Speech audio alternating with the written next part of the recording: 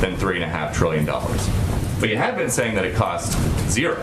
So are you now admitting that the plan does not cost zero? Or is it less than zero? Well, let's not dumb this down for the American public here. What we're talking about is how much the top line investments are, which are all paid for, so therefore it costs zero. No matter what the cost or size of the top line investments are, we have ways to pay for it. So the point is, that's important to the American public, all of your viewers too, is that this is not going to cost the American public $1. We're going to pay for this by asking corporations, the highest income, so people under $400,000, I should say, corporations' highest income, to cover the cost of these necessary investments. So just to not dumb it down then, does the plan cost nothing or is the plan free? The plan costs nothing for the American people who make less than $400,000. If you think that companies that paid zero in taxes last year, 50 of the top companies should continue to pay zero in taxes, we're happy to have that debate. And then just one more, Jen, thank you. A group of activists followed Senator Kyrsten Sinema into a ladies' room screaming about the Build Back Better plan yesterday. The president said today, I don't think they're appropriate tactics, but it happens to everybody and it's part of the process. He is an expert on the process. Has he ever been chased into a restroom by activists? Let me be clear here, because I think the context of what happened here is very important. And Senator Sinema put out a statement this morning. So as she said, and I would reiterate from here, the protection of the freedom to protest, to speak out, and to criticize is fundamental to our democracy. The president believes that. Maybe he shorthanded it, but he wanted to make that clear this morning. What happened this weekend was that her classroom, her students, and the safe and intellectually stimulating environment she's worked to create during the years of teaching at ASU was breached. That's inappropriate and unacceptable. And I think the context of what happened here is important, despite the fact that, of course, the president stands for the fundamental right of people to protest, to object, to criticize, as they often do outside of the gates of the White House. So does the White House condemn these protesters who chased her into the restroom? I just said it was inappropriate and unacceptable. I think that pretty much not to do that again. I think that's pretty clear that they shouldn't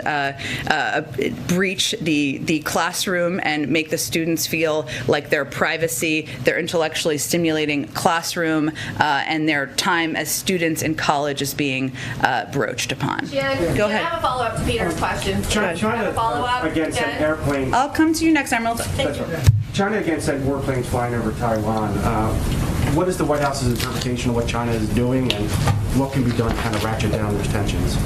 Well, we remain concerned by the People's Republic of China's provocative military activity near Taiwan, which is destabilizing, risks miscalculations, and undermines regional peace and stability. We urge Beijing to cease its military, diplomatic, and economic pressure and coercion against Taiwan, and we have an abiding interest in peace and stability across the Taiwan Strait.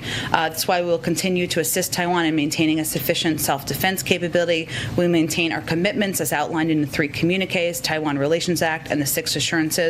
Our commitment to Taiwan is rock solid and contributes to the maintenance of peace and stability across the Taiwan Strait and within the region. We have been clear privately and publicly about our concern about the PRC's pressure and coercion toward Taiwan, and we will continue to watch the situation very closely. Is the White House monitoring the oil spill in California, and are you guys engaged on that, and kind of what are you taking away from it moving forward? We are certainly monitoring the oil spill, and we are very engaged in it. We're working collaboratively with state and local partners to address efforts to find the leak, contain the spill, and assess impact and address potential causes. The response is currently a 24/7 operation. Response efforts are scheduled to continue until federal and state officials determine that the response to the crude oil spill is complete. All available actions are being taken to ensure the safety of the public and response personnel, to control the source and recover spilled materials, to maximize the protection of environmentally sensitive areas, and minimize impact to maritime commerce. So early on Sunday, a unified command was established between Amplify Energy, the operator, the Coast Guard, California Department of Fish and Wildlife, as well as the cities of Long Beach, Newport Beach, Huntington Beach, and the Orange County Sheriff's Department. environment. The federal government has so far 14 boats have been conducting oil recovery operations since Sunday afternoon. 4 aircraft were dispatched for overflight assessments. Shoreside response was conducted by 105 government agency personnel, and approximately 3,150 gallons of oil have been recovered from the water, and 5,360 feet of boom has been deployed. So we are very engaged in the effort that is 24/7 at this point in time. Next question. Now, White House economic advisors predicted there would be short-term inflation, but now we're seeing more reports that this is, going to be more long-term, maybe well into next year.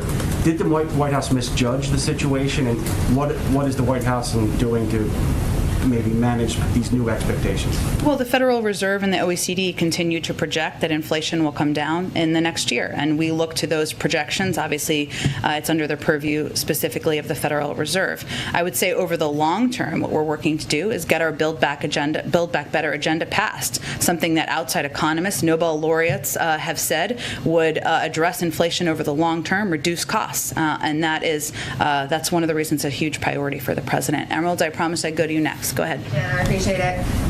First, following up on Jeff's question regarding China and Taiwan, China has grown increasingly aggressive under this administration, and then now we're set to start trade talks back with them. There was concern when President Biden took office about his son's business dealings with China. He was supposed to divest himself of his stake in a Chinese private equity firm in December with ties to the Chinese central bank. As of April, he had not yet done that, and at some point you were going to get back to us on that. Do you have an update on that? Has he dissolved that interest now? I'd point you to his representatives on that. He doesn't work in the administration. I would say, though, Emerald, that, and I think you're referring today to the announcement, this speech by Ambassador Tai about Phase 1. And what I think it's important to note here is that this approach definitely differs from the approach of the prior administration, in our view. Their approach hurt select sectors of the American economy and wasn't targeted to address strategic problems we have. These initial steps will help, are going to realign our trade policies towards from the PRC toward our priorities, and that's the objective of this president. It's just the first stage in this process. Obviously, the ambassador gave an extensive speech today. As we enter into this, though, the president has said during the campaign that none of his family will have any business relationship with anyone that relates to a foreign corporation or a foreign country.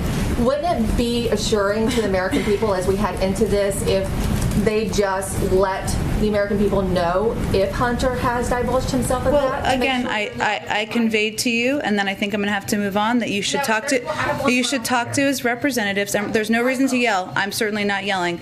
You should talk to his representatives. That remains his policy. He's been working to wind that down. Beyond that, I think they would talk to his representatives. Follow up on what Peter asked regarding Dr. Fauci. Dr. Fauci has indicated that in the time of COVID, people should be willing to give up personal choice or personal civil liberties for the greater good. We're also seeing very disturbing images out of Australia. So first off, I want to know, does the president agree with that statement by Dr. Fauci? And then secondly, does President Biden support what the Australian government is doing in their country? And would he consider similar measures in the United States if case count goes up, continues to go up over the winter? The president has been pursuing our own policies here in the United States, which has led to nearly 80% of the American public getting at least one shot and bringing the cases of COVID down dramatically over the past several months. So we'll continue to abide by and conduct our own policies. Go ahead. Thanks, Jen. The president acknowledged today that the top line spending in the reconciliation bill is going to have to be less than he envisioned.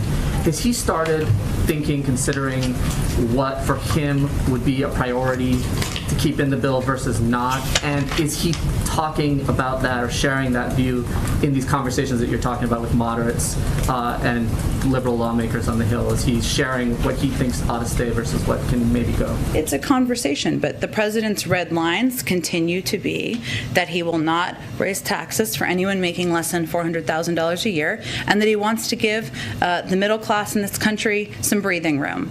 But what he wants to do is have a conversation, hear from everyone everybody on what their top lines are and what their priorities are. These were his initial proposals, right? So really, this is a conversation to move the ball forward, and that's part of the conversation I'll have with progressive members and other members later this week. And can you talk a little bit about tomorrow's trip to Michigan, why he decided to do that, Sure. what he hopes to accomplish there? Sure. So tomorrow he will be traveling to Michigan. As you all know, it's a state that would benefit greatly from both the bipartisan infrastructure package and the Build Back Better agenda. Just to give you a couple of examples, Michiganders, I confirmed that is actually what people from Michigan call themselves, with Chris over here, spend an extra 67% of their time commuting because of the need for updating infrastructure. I mean, this is something that impacts people across the state every single day.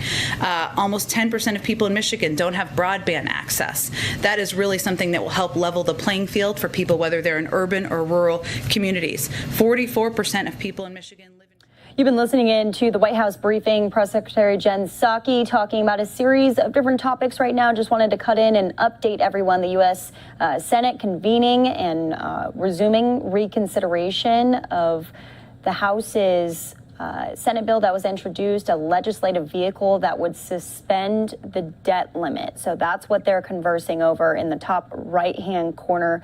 Bottom right-hand corner, these are aerials coming out of Skyfox in Huntington Beach, California, as the oil spill is still being investigated at this time. Stay with us here on Live Now, as we're going to go out live to California with one of our reporters down on the ground who will give us the very latest information. We're going to take a 2-minute break. When you come back, more out of the White House and more top stories here on Live Now from Fox. Guidance and, for example, the Russian vaccine, who is not in the WHO, will be accepted. I would point to the CDC. As you know, we're going to have an update on our international travel guidelines as we get closer to November. Early November remains the timeline that we're focused on, but I will leave it to our health experts to outline more specifics. Go ahead. Sorry, thank you. After a couple of weeks ago, the last update on those guidelines, Canadians can fly, for instance, from Vancouver to Seattle, but can't drive across the border for a non-essential trip. Now, that's had a big impact on border communities all across the country, especially like Point Roberts, Washington, which can only be accessed by land through Canada. Governor Inslee, Senator Murray, Congressman Dobene have asked the administration to either change that policy or at least explain it. Haven't heard anything. Can you tell us anything about the reason for that difference? Again, it's determined by our public health officials, and our objective, of course, is to return to overland travel, just like we're working toward returning to international travel, but we leave it to them to make that determination. Go ahead. I don't have anything more on this. Go ahead. Thanks. I wanted to go back to you, and the President earlier said that reconciliation was a risky way to get the debt ceiling through. And I know that you've said that there's potentially votes that could happen, but the parliamentarian has said that it's not going to impact your other reconciliation bill in any way, and Democrats control the Senate, so therefore you have the majority to knock down any amendment that Republicans would offer. So while I totally take the point that it would be cleaner if there was just a vote on the bill, I'm wondering if you could identify what the risk is, and particularly in the context of, I think what Republicans say is, you guys don't want to go down this path because rather than a sort of pause that would be a set time limit, reconciliation would force you to put a actual dollar amount on what the debt ceiling increase would be. Well, the reason why, obviously, as you know, but others may not, it would be a separate reconciliation bill, not the same as the reconciliation package we've been debating and talking about, which, by the way, we've been working on for months now, as you know. The reconciliation process would mean essentially starting from scratch. And the point is, why wouldn't it be the preference?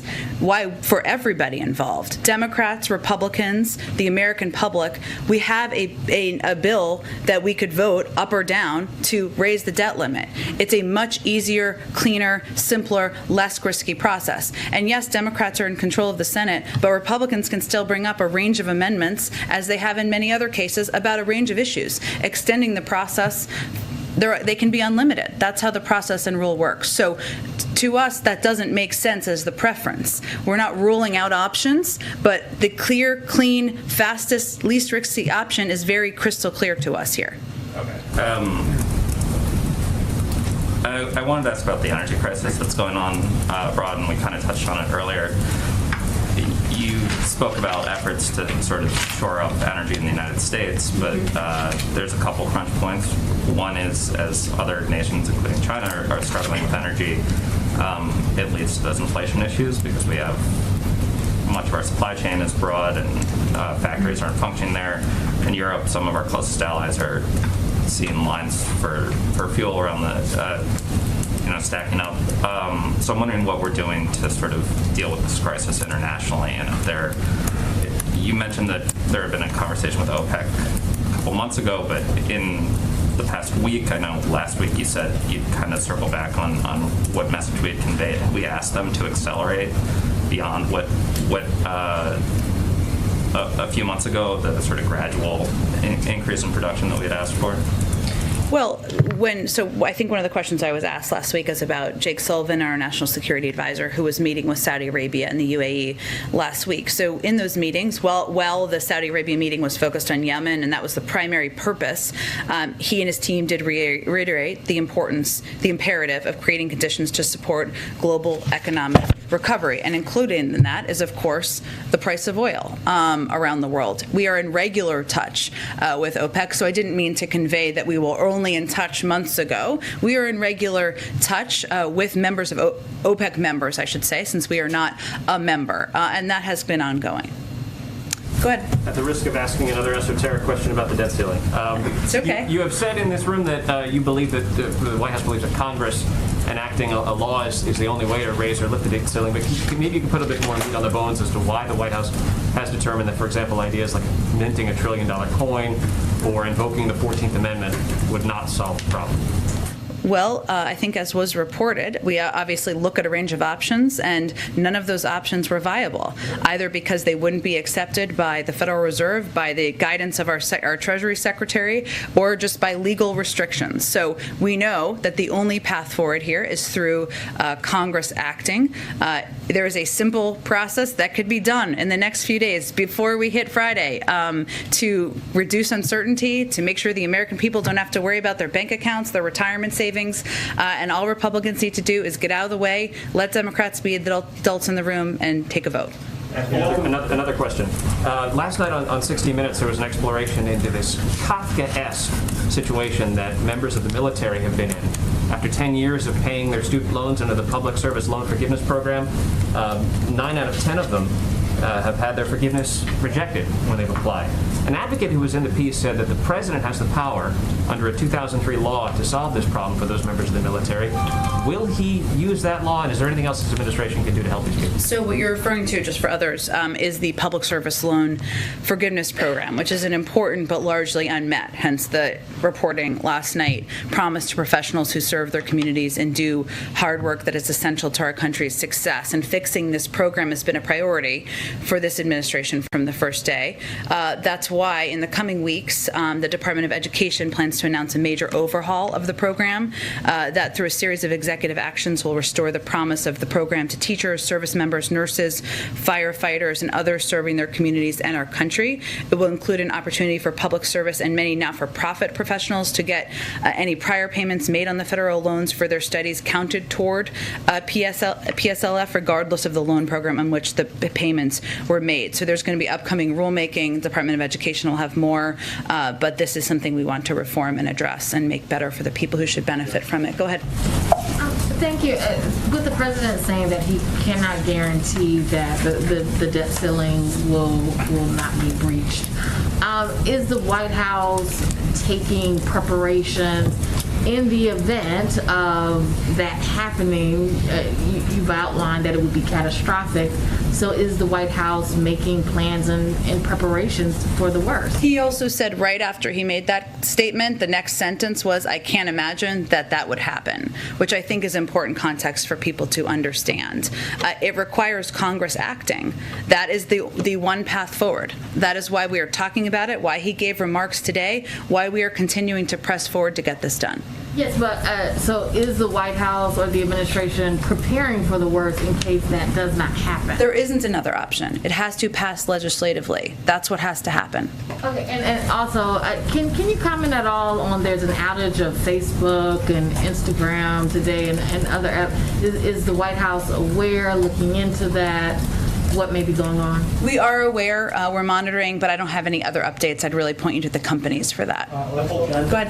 Thanks, Jen. Did the president ever consider asking Democrats to use reconciliation earlier this year to lift the debt limit and avoid potentially cratering markets and affecting the American people? If this is such an economic risk, why give McConnell any say at all? Why let McConnell off the hook or Republicans off the hook? I mean, this is their debt that they chalked up themselves. This is a period of time where we could easily solve this in the next 2 days, and easily do that through allowing Democrats to be the adults in the room, despite the fact that Republicans spent like drunken sailors over the last 4 years before President Biden took office. So it's easy to get it done. We did not need to start a long procedural process. That's exactly what that would be. We're not ruling out options because, as I said in response to an earlier question, we have to get this done. We have to get this done to ensure that people don't worry about their retirement savings, don't worry about their college savings for their kids. But it's easy to get it done, and we don't think Republicans should be let off the hook. Go ahead. You said that the president has not yet talked to McConnell since McConnell sent that letter. When was the last time that you spoke on the debt limit? I don't have any readout of any recent call from them. And have you asked business groups to use their influence with McConnell and other Republicans to try to get them on board? Business groups have been pretty vocal in recent days and weeks, but we leave it to them on how they want to reach out and engage with members. And a quick question on tomorrow. Are you intentionally going to a congressional district that Trump won? We're going to a state and a part of the state that could benefit from all of these packages because they're hugely popular, whether you're a Democrat, a Republican, an independent. People don't think of their roads as partisan for good reason, nor do they think as their child care as partisan. So that's why the president wants to go make the case in Michigan. Go ahead, Karen. Thanks, Jen. Senator Sinema said in a statement over the weekend that good faith negotiations require trust and that canceling the infrastructure vote further erodes that trust. Some progressive Democrats have said they haven't felt that Sinema and Manchin have been forthcoming about where they are in negotiations and numbers and red lines. When you say that the president wants to play a constructive role in moving this forward, does that also include him rebuilding trust within the Democratic Party, and how would he do that?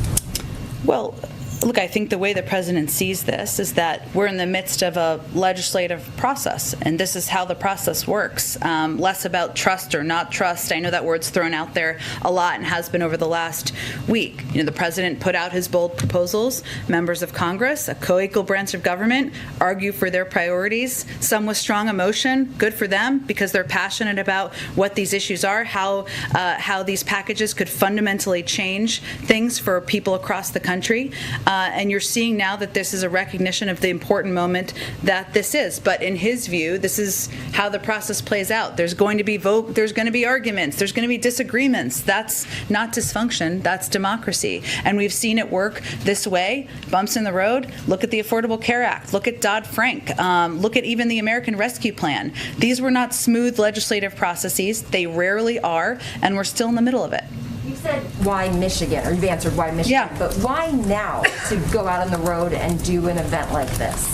Well, look, I think the president felt that, and we all felt, that the last week or two, what was important was for him to be available, to have meetings, to bring people down, to have these conversations. He's obviously still doing that.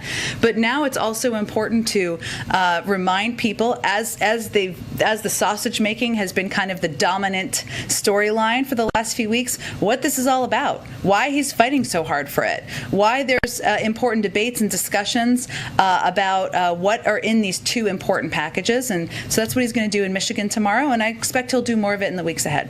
Go ahead. Two questions on the oil spill.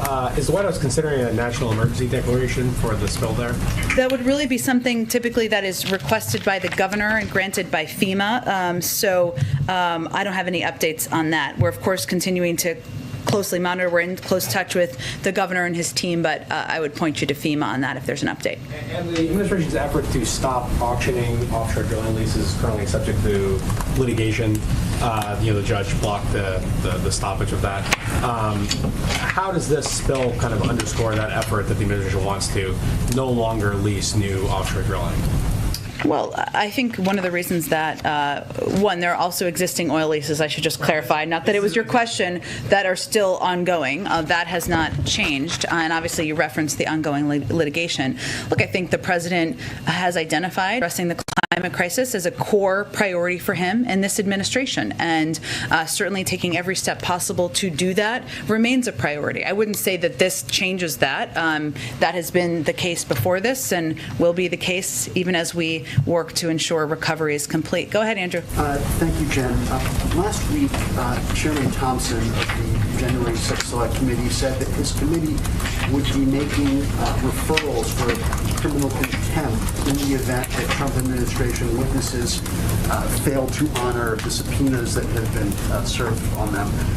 In past administrations, those sorts of referrals have not been acted on by the Justice Department. And I know the president has said that the DOJ will act independently of the White House, but broadly speaking, will the Biden administration break with recent precedent and actually follow the law in this case? Well, these witnesses have not failed to appear at this point in time, so we're not quite there in the process. And obviously, we would point to the Department of Justice. I think there have been cases, I know this wasn't your question, but since you asked about January 6th, broadly, where we have did not exert executive privilege, for example, in the matter of certain former DOJ officials who had been called to testify before Congress. I cite that both to illustrate how we have approached this issue so far in the broader spirit in which we'll continue. But obviously, issues that are of the purview of the Department of Justice will remain there, and we're not quite at the point where anyone's failed to appear. Let me phrase that slightly then.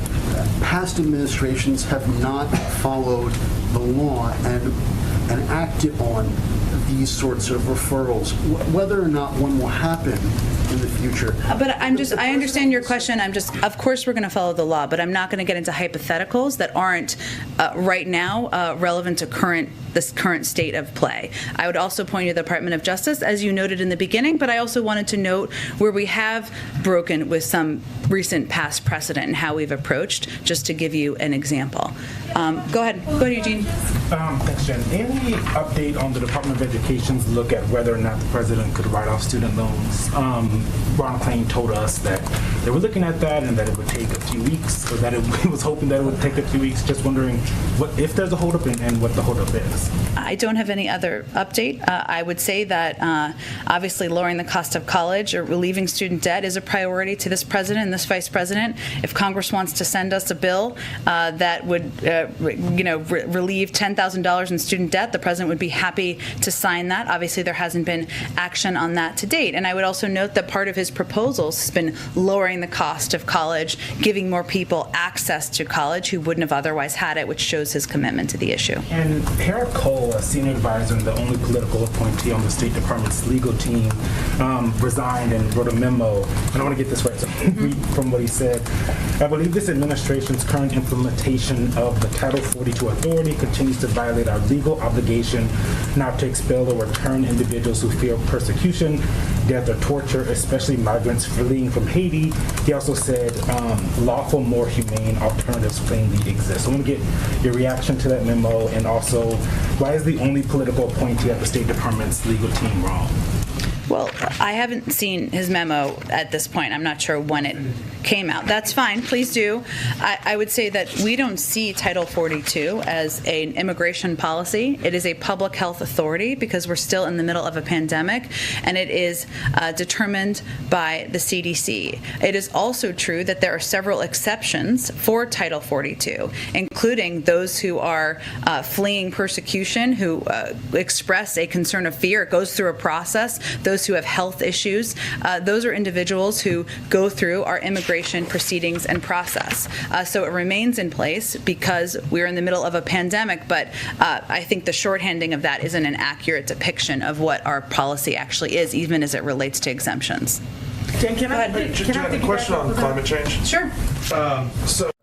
So you've been listening in to Press Secretary Jen Psaki right there answering a series of different questions. One of those questions being about Facebook, Instagram, WhatsApp outages that everyone is experiencing right now. We are hearing that some of those outages have been restored at this time. I'm currently on my Instagram feed, and it is updating on the feed. You can't really post anything, so there's just a little bit of access for people as far as Instagram goes. We are hearing from the CTO of Facebook. He says sincere apologies to everyone impacted by outages of Facebook-powered services right now. That includes Instagram. He says we're experiencing networking issues and teams are working on it as fast as possible to debug and restore as fast as possible. So they're working on it fast. This was posted about 2 hours ago. We're trying to stay on this and moving forward to the latest from Instagram as well. We just got this tweet from some of their officials. Does not look like we have that one, but they're saying that Instagram and friends are having a little bit of a hard time right now, and you may be having issues using them. Bear with us. We're on it. There you have it. Instagram down right there and Facebook down, both trending over on Twitter, which still is working at this point in time. We're going to take a 2-minute break. When we come back, we have the very latest on the Gabby Petito case, the search for Brian Laundrie, an eyewitness saying that he saw Brian and he is sure of it. We'll go out live to Florida in just 2 minutes.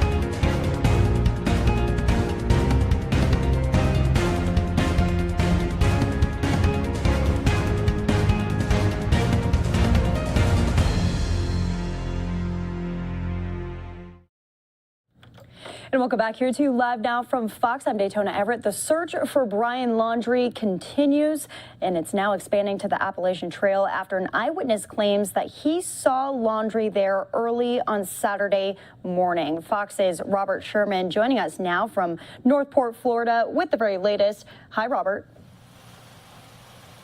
Hey there, Daytona. It's a tale of two different locations. We're here at the Laundrie home in Northport. Not a lot of activity here. It's been quiet, but 700 miles away from us, this story has taken a turn. For weeks, investigators have been receiving tips suggesting that Laundrie could potentially be on the Appalachian Trail since he is such an outdoorsman. Those tips to this point have not yielded anything more than a dead end. But this weekend, an Appalachian Trail hiker named Dennis Davis called 911 feeling certain he saw Laundrie driving a white pickup truck and spoke with him near the Tennessee and North Carolina border. Just hours ago, Fox was able to get its hands on that recording. Take a listen to it for yourself. He was talking wild. He said that his girlfriend loved him and he had to go out to California to see her. And he was asking me how to get to California. And I'm 99.99% sure that was him. And the local sheriff's office did send us this statement, which reads in part, quote, "The Haywood County Sheriff's Office has received a number of calls regarding the sighting of Brian Laundrie over the past several days, each one being investigated thoroughly and areas of concern searched, but all to no avail. Still, that sheriff's office tells us that they will continue to investigate the matter as the search presses on here in Florida. Local law enforcement is back out at the Carlton Reserve, combing that area once again today. And Dog the Bounty Hunter tells Fox News that he will continue to follow up on any credible leads he finds or receives. He says he's gotten thousands of them so far. Daytona? Yeah, Robert, the key word you said right there, credible. A lot of people probably thinking right now, yeah, a lot of people have said that they've seen Brian Laundrie. What makes this guy any different? And that's a fair question, Daytona, because I mean, you think about all of the different alleged Brian Laundrie sightings that we've heard about, whether it was Mobile or whether it was the Panhandle of Florida. Some people have contended that they've seen Laundrie on the Appalachian Trail before or in other parts of the country. The specifics of this one has definitely raised a lot of eyebrows, and with the way that the gentleman's story seems to match up with what he told police during that 911 call, what he told media outlets the next day, the story seems to match up.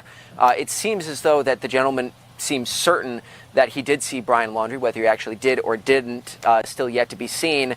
But he says 99.99% sure that it was the same person, so that's why you're seeing these investigations carry on. And Robert, we like to ask you guys, because you're standing right outside of the home, what's it been like today? Has it been more active than usual, a little calmer?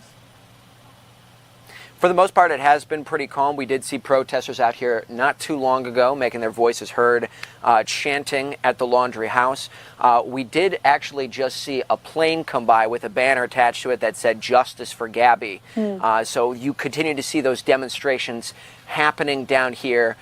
Overall, though, it has been, for the most part, quiet, and things have really settled for the evening at this juncture. Right, as quiet as it can be for this case that has garnered national attention. Vox's Robert Sherman in Northport, Florida for us tonight. Thank you. You got it. And we are going to take another quick break here on Live Now from Fox as we have a stacked hour coming up for you. It's 3:45 here in Phoenix, Arizona. When we come back, more of those top stories. We just heard from Press Secretary Jen Psaki. We were just telling you about some of the latest on the Senate floor right now as they are talking about the debt ceiling and what is going to happen moving forward. President Biden speaking out about it today as well as he gets ready for his trip tomorrow out in Michigan. We'll see you in 2.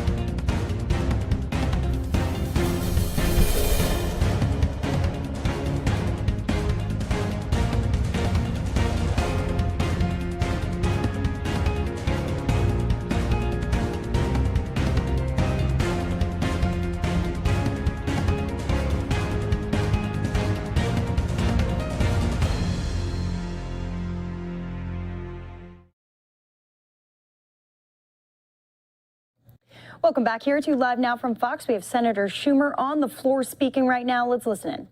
Opposed say nay. The ayes appear to have it. The ayes have it. Motion is agreed to. I move to proceed to executive session to consider calendar 340. Questions on the motion? All in favor say aye. Aye. Those opposed, nay. The ayes appear to have it. The ayes have it. The motion is agreed to. The clerk will report the nomination. Nomination, the judiciary, Sarah A.L. Merriam of Connecticut to be United States District Judge for the District of Connecticut. I send a cloture motion to the desk. Clerk will report. Cloture motion, we the undersigned senators, in accordance with the provisions of Rule 22 of the Standing Rules of the Senate, do hereby move to bring to a close debate on the nomination of Executive Calendar Number 340, Sarah A.L. Merriam of Connecticut to be United States District Judge for the District of Connecticut, signed by 17 senators as follows. Consent the reading of the names be waived. Without objection. I move to proceed to legislative session. Questions on the motion? All in favor say aye. Aye. Those opposed, nay. The ayes appear to have it. The ayes do have it. The motion is agreed to. I have a cloture motion at the desk. Without objection, the clerk will report the motion. Cloture motion, we the undersigned senators, in accordance with the provisions of Rule 22 of the Standing Rules of the Senate, do hereby move to bring to a close debate on the motion to concur in the House Amendment to S. 1301, an act to provide for the publication by the Secretary of Health and Human Services of physical activity recommendations for Americans and for other purposes, signed by 17 senators as follows. I ask consent the reading of the names be waived. Without objection. I ask unanimous consent that the mandatory quorum call for the cloture motions filed today, October 4th, be waived. Without objection.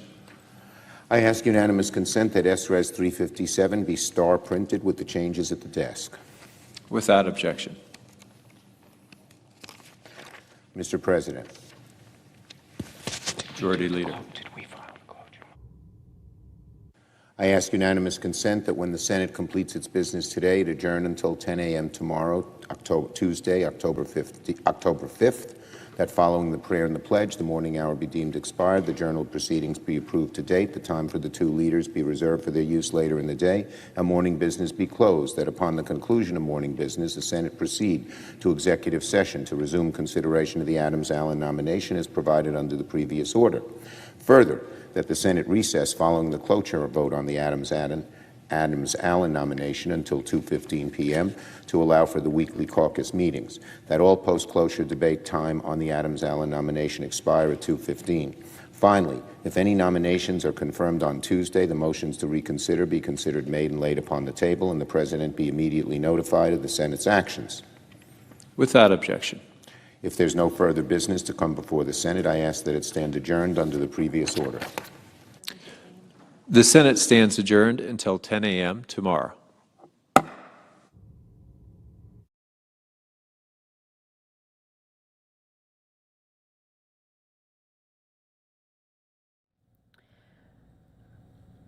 Okay, so there you have it. The Senate has adjourned for the evening here.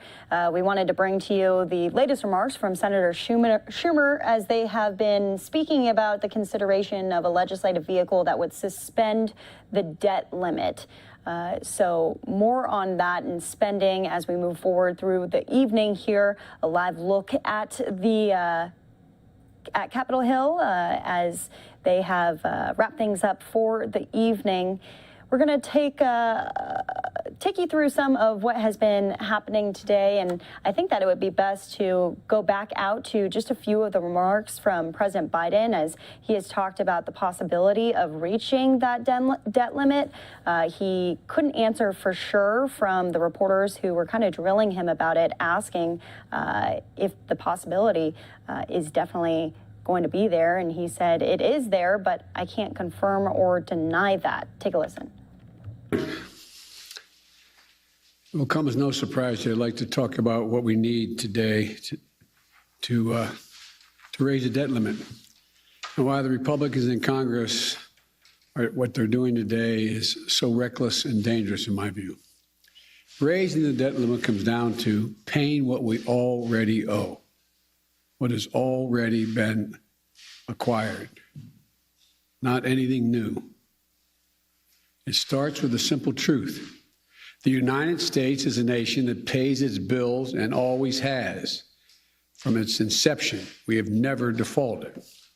What we pay for is what keeps us a great nation. Social Security benefits for seniors, salaries for brave service members, and benefits for veterans, and other financial obligations for our people and for our nation. We're able to meet these obligations based on the revenue we receive from taxes. and based on our ability to borrow when needed. And in that case, we're able to borrow because we always pay our debt. We always paid what we owe. We've never failed. That's America. That's who we are. That's what's called for. It's called full faith and credit of the United States. It's rock solid. It's the best in the world. But here's the deal. There's a cap on what we can borrow called the debt limit. And only Congress can raise or lower that debt limit. So let me be really clear. This is really important to know. Raising the debt limit is about paying off our old debts. It has nothing to do with any new spending being considered. It has nothing to do with my plan for infrastructure or building back better. Zero. Both of which I might add are paid for. So if we're going to make good on what's already been approved by previous Congresses and previous presidents and parties, we have to pay for it. Social Security benefits, the American people are promised, salaries for servicemen and women, benefits for veterans. We're going to have to raise the debt limit if we're going to meet those obligations. And raising the debt limit is usually a bipartisan undertaking, and it should be.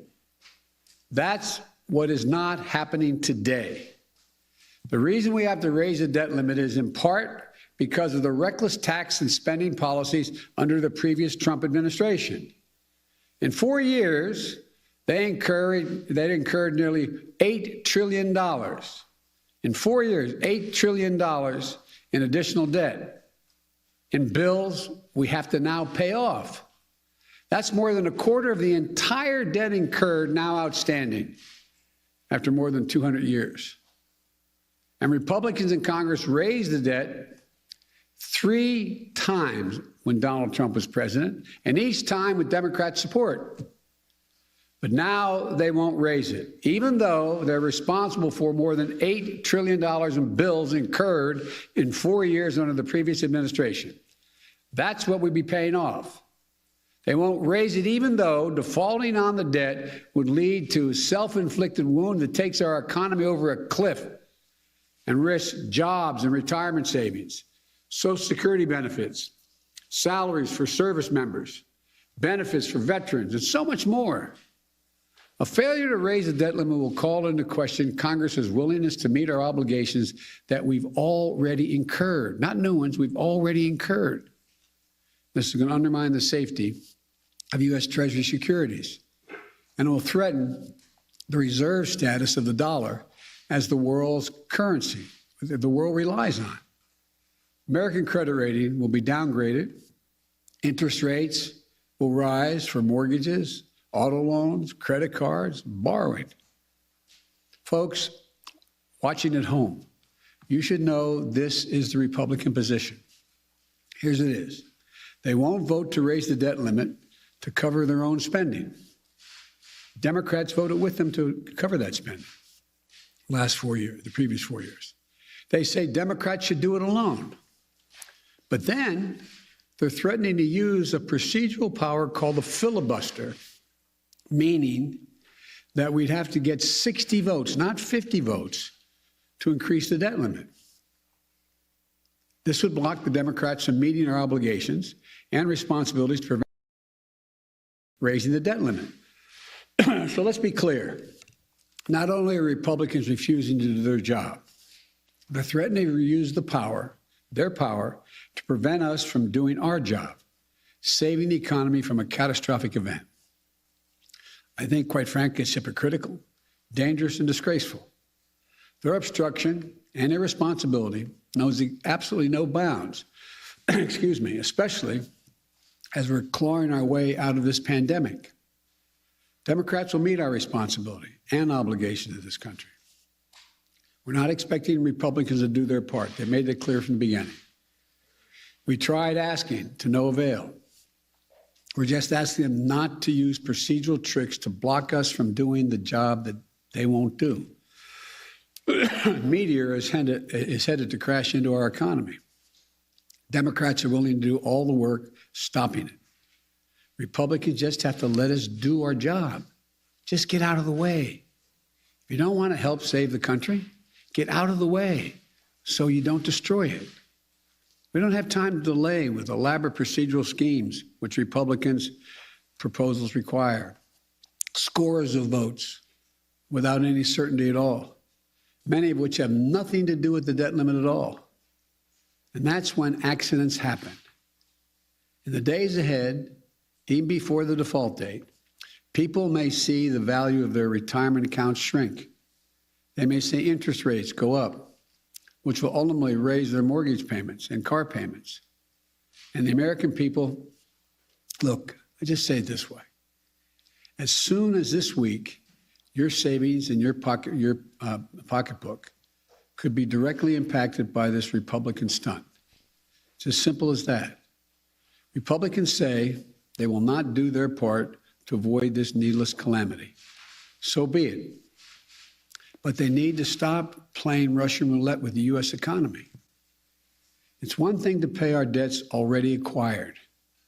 It's another to require a supermajority to pay the debts already acquired. It's not right. Let the Democrats vote to raise the debt ceiling this week without obstruction or further delays.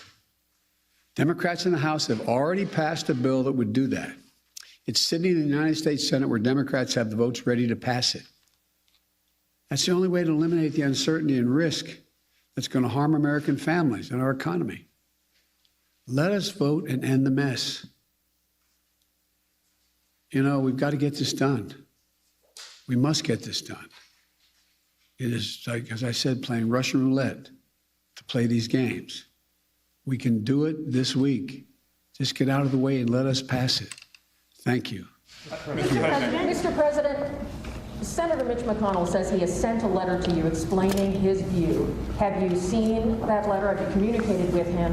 And how dire do you believe this is if action doesn't take place in the next few days?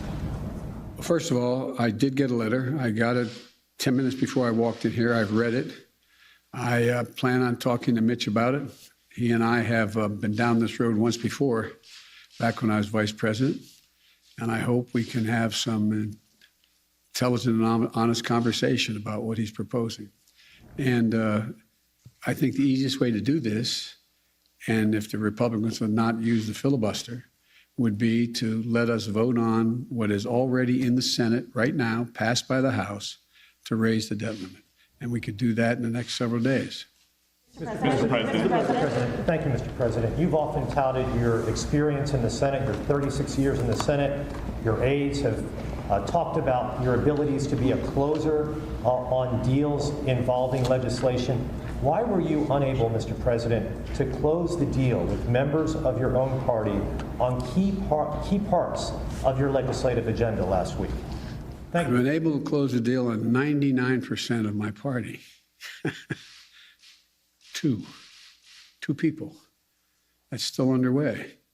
I don't think there's been a president who's been able to close deals that's been in a position where he has only 50 votes in the Senate and a bare majority in the House. This is a process. This is a process. We'll get it done. It sounds like you're putting the blame squarely on two U.S. senators for your inability to close that deal, Senator Sinema and Senator Manchin. Am I incorrect? Is that who the blame lies with? Look, I need 50 votes in the Senate. I have 48. Leader Schumer has vowed not to raise the debt ceiling through the reconciliation process. So ultimately, if push comes to shove, Leader Schumer has said he won't raise the debt ceiling through the reconciliation process. So ultimately, if push comes to shove and Senator McConnell does not change his position, what is more important, that position that Senator Schumer has or raising the debt ceiling? And then I also have a question for you on Ethiopia. No, I'm going to answer one. I'm not going to answer Ethiopia. Let's stick on the debt so we don't confuse the American people. Number one, the issue of reconciliation, which is like code to the American people. What's reconciliation? There is a process that I understand the Republican leader is willing to initiate, go through, that would require literally up to hundreds of votes. It's unlimited number of votes having nothing directly to do with the debt limit. It could be for everything from Ethiopia to anything else that has nothing to do with the debt limit. And it's fraught with all kinds of potential danger for miscalculation. And it would have to happen twice. So you could literally have several hundred votes over the next number of days. Everything else would come to a standstill, but you still find yourself in a situation where at the end of the day, we may have passed something that in fact then has to be undone again by either Democrats or Republicans. It's an incredibly complicated, cumbersome process when there's a very simple process sitting out there. Sitting at the desk in the United States Senate is a bill passed by the House saying, we Democrats will raise the debt limit, take responsibility for raising, even though we didn't, some voted to acquire the debt as well. We'll go ahead and do that. That's the way to proceed. If it comes down to reconciliation or raising the debt ceiling, which position would you take?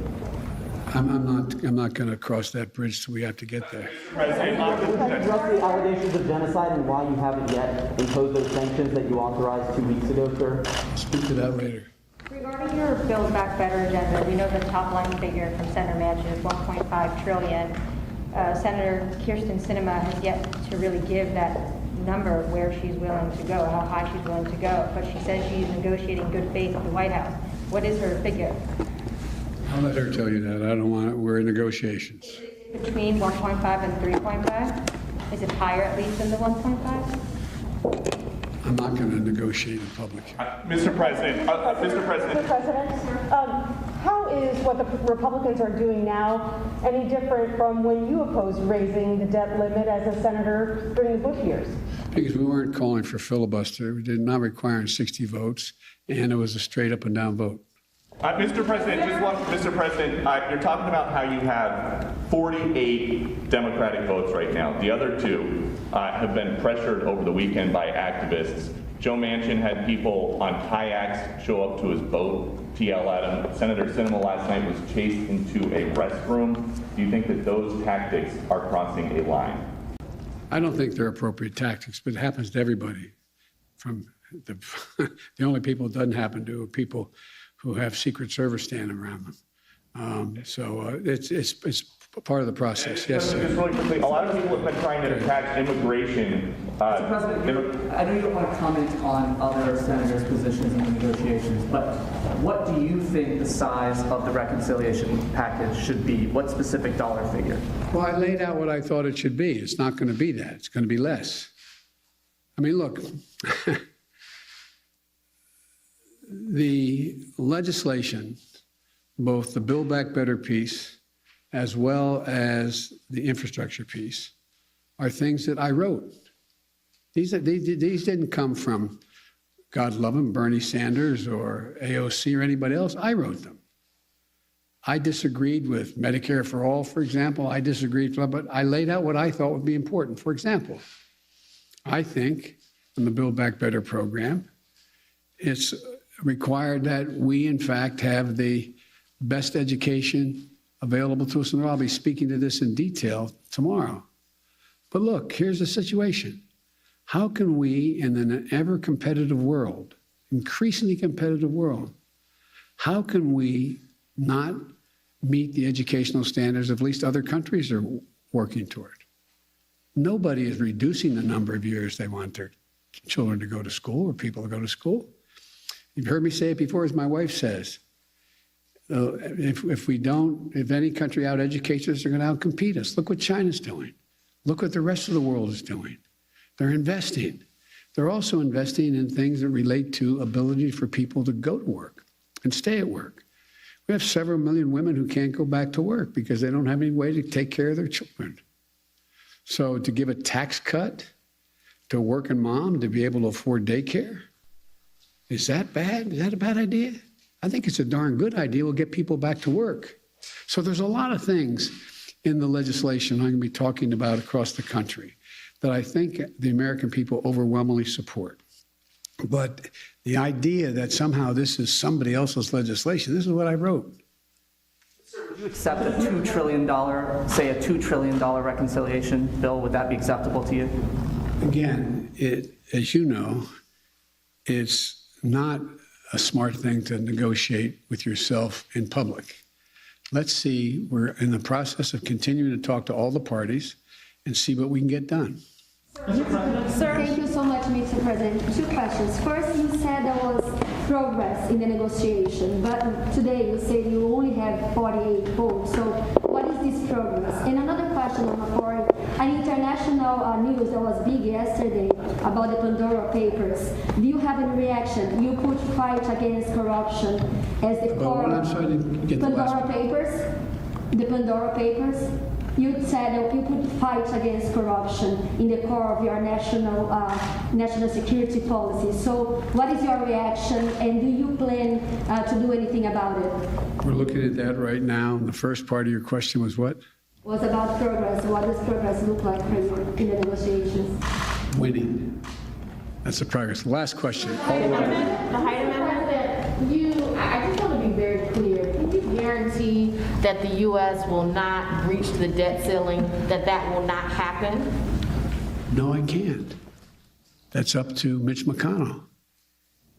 So it is possible that the U.S. will not pay its debt. That is possible. I can't believe that will be the end result because the consequence is so dire. I don't believe that. But can I guarantee it? If I could, I would, but I can't. Thank you all very much. Appreciate it. Senator Manchin says the deal is off if the Hyde Amendment is not included. Do you support that? Where do you stand on that, sir? So both President Biden and Senator Schumer hoping that a vote takes place before the end of this week to raise the debt ceiling. President Biden could not confirm whether or not the U.S. would not be able to pay off its debt. This is going to be a continuing conversation through the rest of the week here. We do know that the Senate floor has adjourned for the night, so we won't be hearing anything from them, but we'll keep our eyes on any other new developments coming out of Capitol Hill. Let's go out now to a live look out of Houston, Texas, where we are following a really horrible story out there. An industrial accident. We do know that one person is dead at this time. This is in Galena Park. The fire chief of the city did confirm that one person is dead. They say it's unclear what exactly happened. We don't know the identity or the circumstances of all of this, but we have Skyfox overhead. You can see a bit of debris and wreckage over by what looks like a dumpster right there, and several crews on the scene. Houston Fire Department. We are live, raw, and unfiltered, so they just got to the scene there, and we're not sure what is going to pop up on the screen for the moment. Once we get more details, we'll bring it to you as soon as possible. We're going to take a quick break. When we come back, we have the latest on some of these other top stories across the country, including one out of Florida, a triple homicide. They are confirming who the suspect was, and it might surprise you. We'll see you in 2.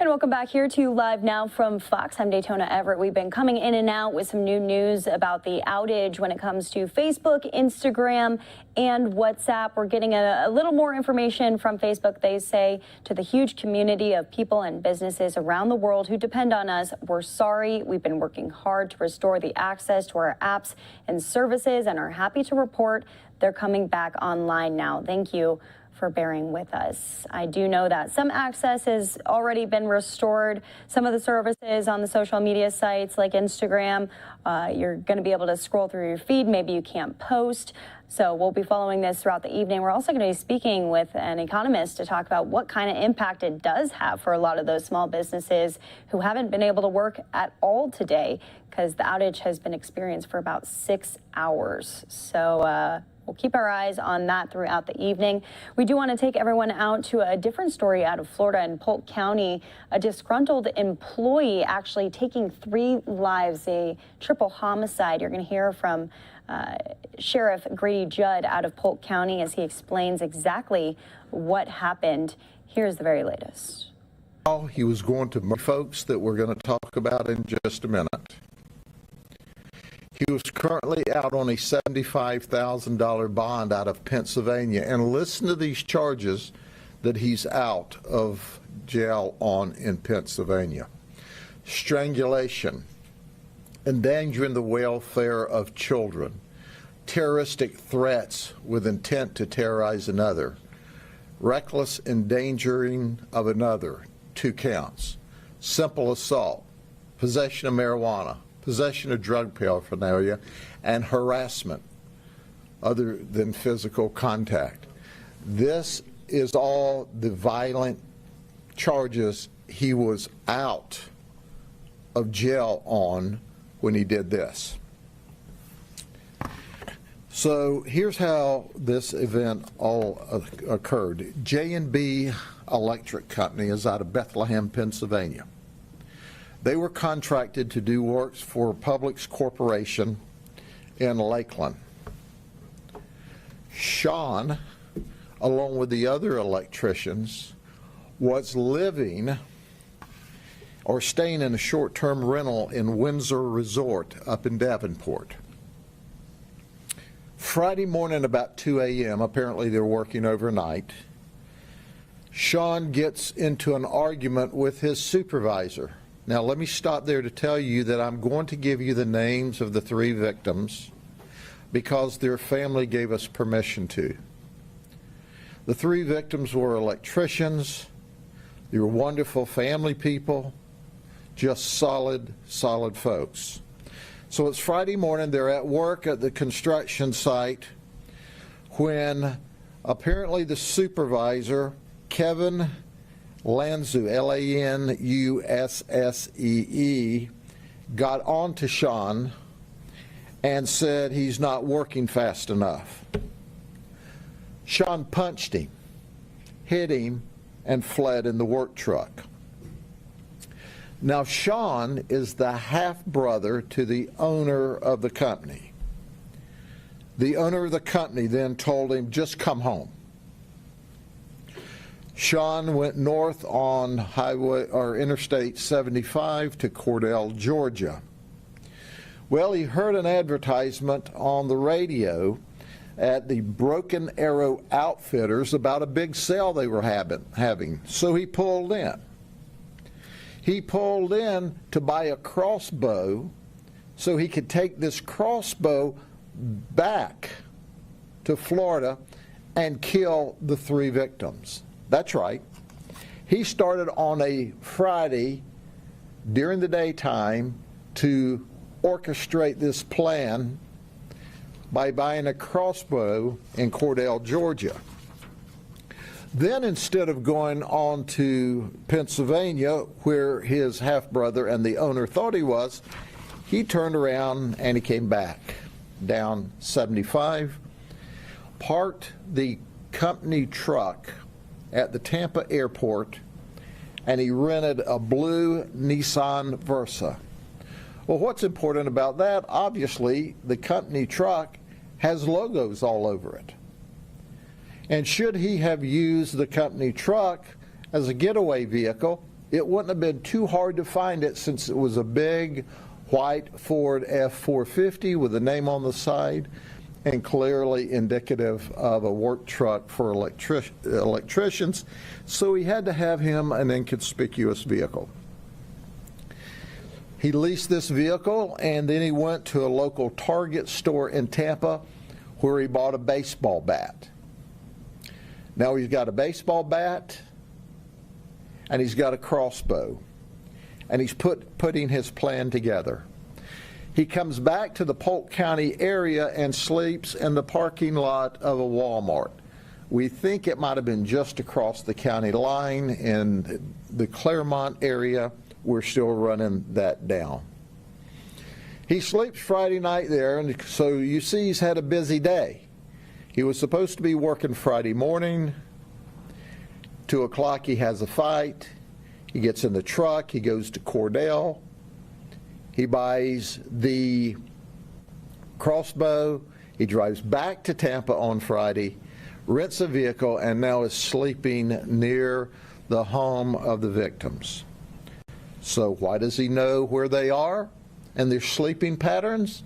Because that's where he stayed. He knew what bedroom the victim slept in, because that was where he stayed as well.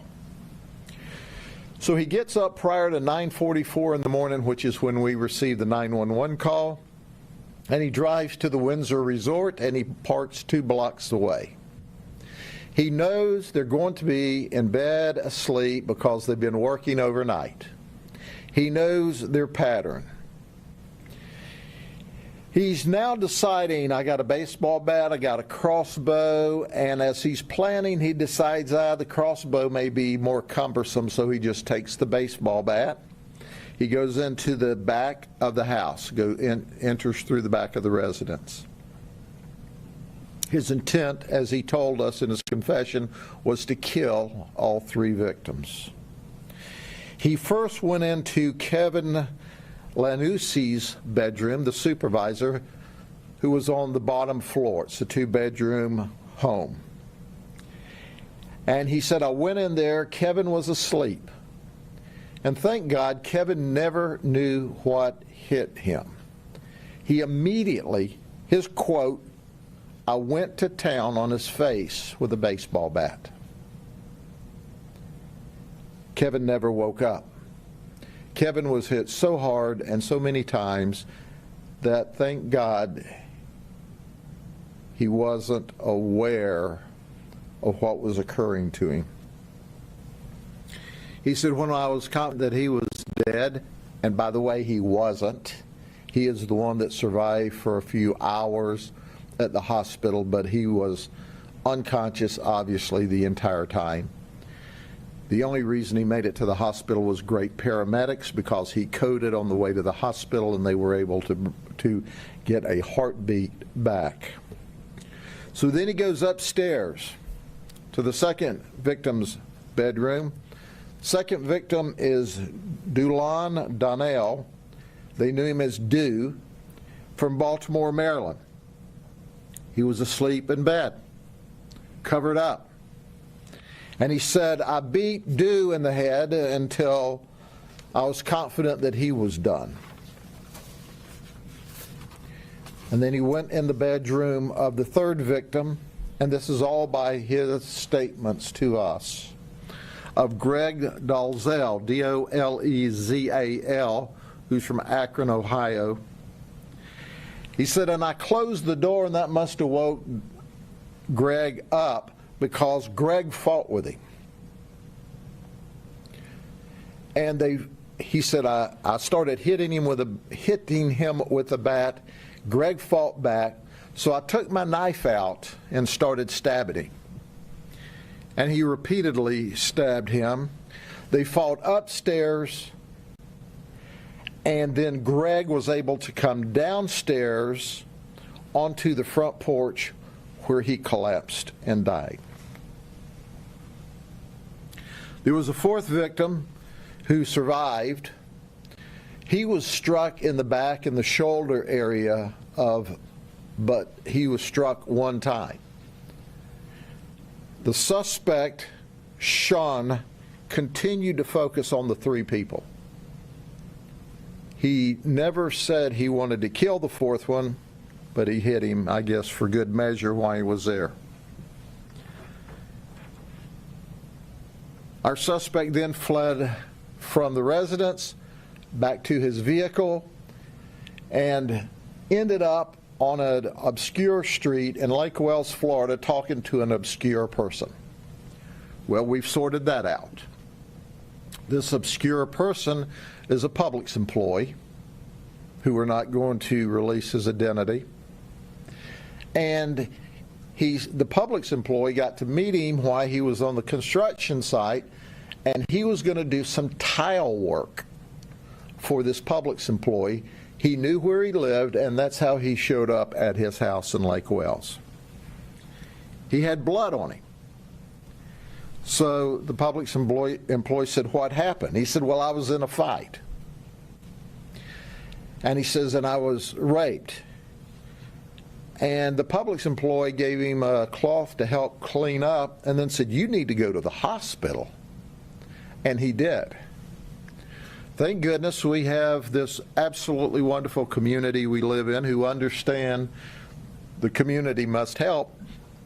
And our person from Lake Wales immediately called 911 to express what occurred and said, "I sent the guy to the hospital." Well, the guy went to the hospital, went to Lake Wales Hospital. And that's where we arrested him and took him into custody. He confessed to us multiple times through the day.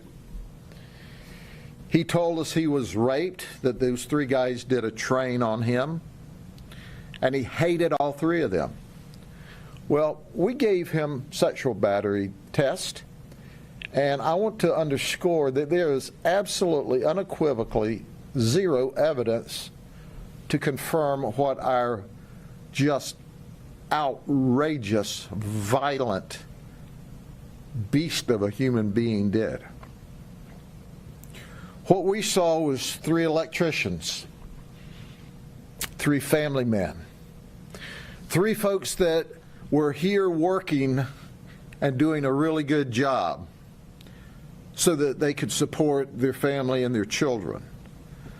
What we saw here was three victims, three men, three electricians with children.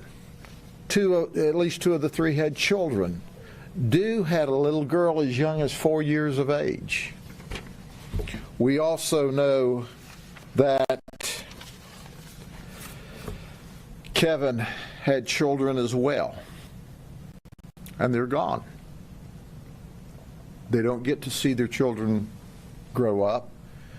Dew will never have a chance to walk his daughter down the aisle when she gets married or see his grandchildren. The little 4-year-old girl will have to grow up without a dad. These were good people who traveled across the country to do work, and they were met by this evil, evil person. So at the end of the day, the case is solved.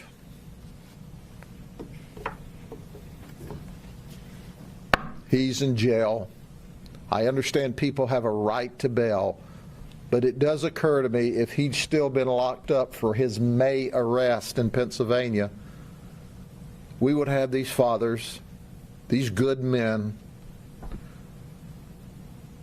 alive and working and with their family today. I told you about other victims. There was also a 7-year-old in the house at the time this occurred with her father, who's another one of our witnesses, and his wife. None of them were physically injured. So there were a total of 7 in the house when the attack began. His 3 targets were viciously murdered. They were the focus. That's who he went after. instead of having time to calm down from his rage when the supervisor chastised him, he only got worse over the next 24 hours to when he actually executed his homicidal plan about 9 a.m. on a Saturday morning. Are there any questions? You seem like a ticking time bomb to me. He was strangling his significant other back in Pennsylvania. You know, obviously that was never resolved, and it just seems like this is an extension of that uncontrolled anger. What do you say? Obviously, you had an anger management problem. We saw violent acts against his family, people that were very special to him back in May, or allegedly special to him.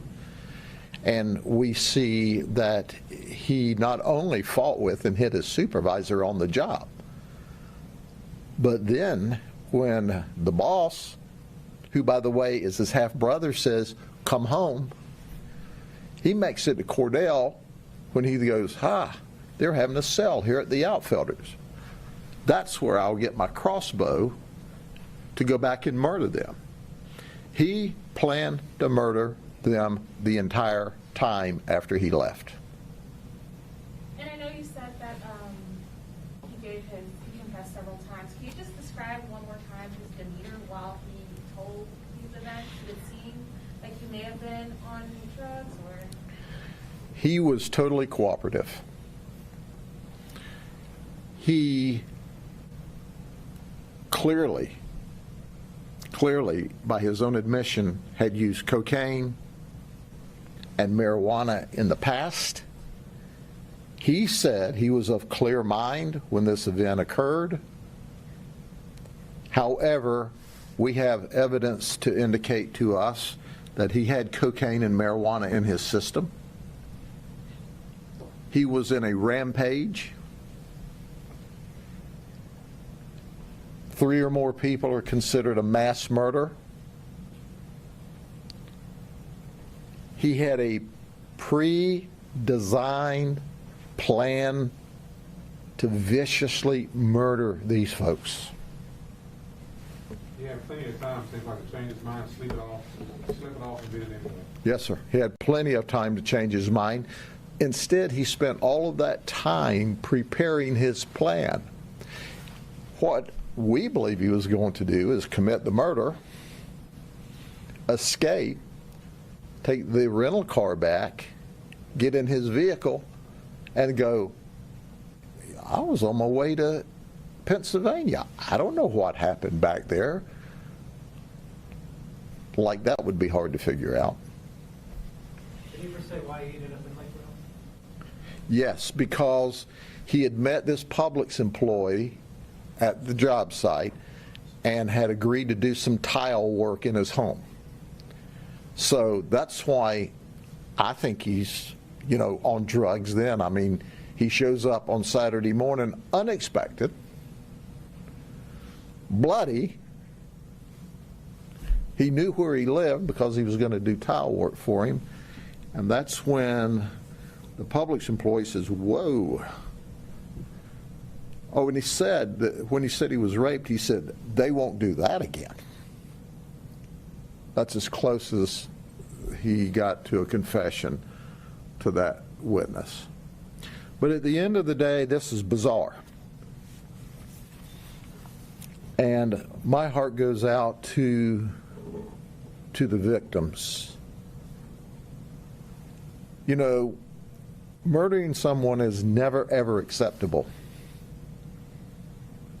But when you viciously attack 3 people who were in bed sleeping with a baseball bat, and there is home video, and we can see the obvious bend of the bat where he hit them that hard. At least 2 of the 3 victims never knew they were hit that hard initially and in repetition that many times. But our 3rd victim fought.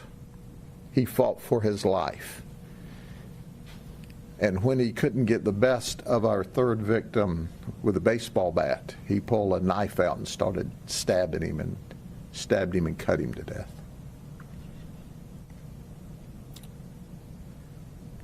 It not only makes me angry, it makes this community angry.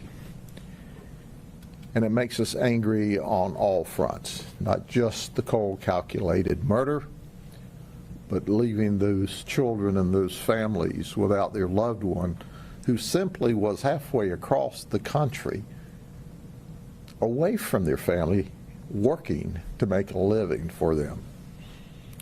Something that we all get up and go to work every day to take care of our family. That's what they were doing. And on Saturday morning, after working at night, he knew they would be vulnerable. He knew they would be asleep. He knew he could take out this vicious attack without opposition because they would be sleeping. And that's what he did. So you've been listening in to Sheriff Grady Judd out of Polk County following that triple homicide. You just heard all of the gruesome details of that, which leads us kind of into our next story. In emergency situations, usually you would call 911 to get help. However, there's concerns about longer wait times when every second could mean the difference between life and death. I want to bring in Fox's Giovanni Ligi. He joins us in Sacramento tonight, explaining why some of these calls could be going unanswered. Hi, Giovanni. Hey, good evening, Daytona. Well, every year, more than 240 million calls are made to 911 nationwide. However, dispatch centers say they are struggling to find staff, some of them worried that calls could be going unanswered. 911, what's the address of your emergency? They're some of the first people you talk to during an emergency. There's somebody trying to break in my house. On the other end of the line is the person responsible for getting you help, but what would happen if there's no one there on the other end of the line? It looks like one person, please. And it's been a couple hard years for all comm centers and, you know, the people that work inside of them. From the East Coast and states like Maine to Hawaii out west, dispatch centers across the country are struggling to staff, leading to longer wait times. They're shooting outside my house over here. Seconds do matter. If it's a police call, it could mean the difference between finding a perpetrator or not. In Sacramento County, California, COVID-19 has left many of the desks empty where dispatchers would normally sit. It's been difficult because, you know, with quarantining, a lot of other illnesses that come about and people being sent home for being sick. It's not just in California where those desks are empty. 911, where's your emergency? 3 other states across the country are also dealing with these issues, including communities in Texas, Indiana, and Colorado. Someone just broke into our house. But you also have the potential for increased error. Wooten also says it leads to burnout, causing some dispatchers to quit. Stern says many dispatch staff are working overtime. Some of his staff members are working 15-hour days to take calls so they don't go unanswered. They've definitely been working a lot harder and doing overtime, and we brought in extra help to try to fulfill our duty here to make sure that all the calls are answered. In Daytona, one of the challenges some of these dispatch centers are facing is just the fact of trying to get people to apply for the jobs. Training for some of these jobs can take up to 6 months, and they say that that's one of the challenges. Yeah, most definitely. It's like all of these shortages, employee shortages right now. Are they going to be providing incentives for any of these 911 callers? Because it's necessary. Yeah, well, nothing that I've heard at this point. A lot of the centers that I spoke to, they say that they are making sure that those calls don't go unanswered. However, some of the cities are seeing increased wait times, but nothing I've heard of at this point. All right, Fox's Giovanni Ligi reporting live for us in Sacramento with a nationwide problem right now. We'll be watching alongside you. And moving along here, we've been bringing you all of this latest information about social media outages. We're seeing a little bit of access being restored back to Facebook, back to Instagram and WhatsApp. What kind of effect did this have on the economy, though? Because we know how big of a role social media is playing. Coming up after the break, we'll be bringing in an economist to talk all about it. We'll see you in 2.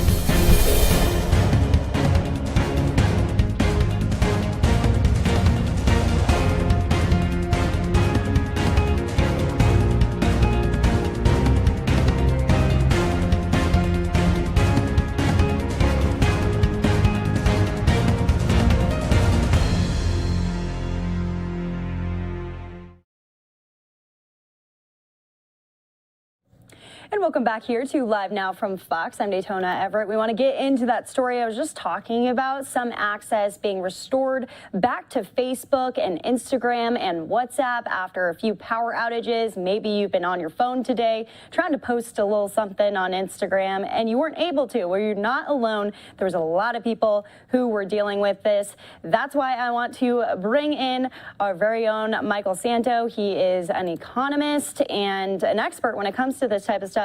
Michael, thanks for being on the show. Welcome. So tell me, what kind of runoff is this going to have going into the rest of the week for Facebook?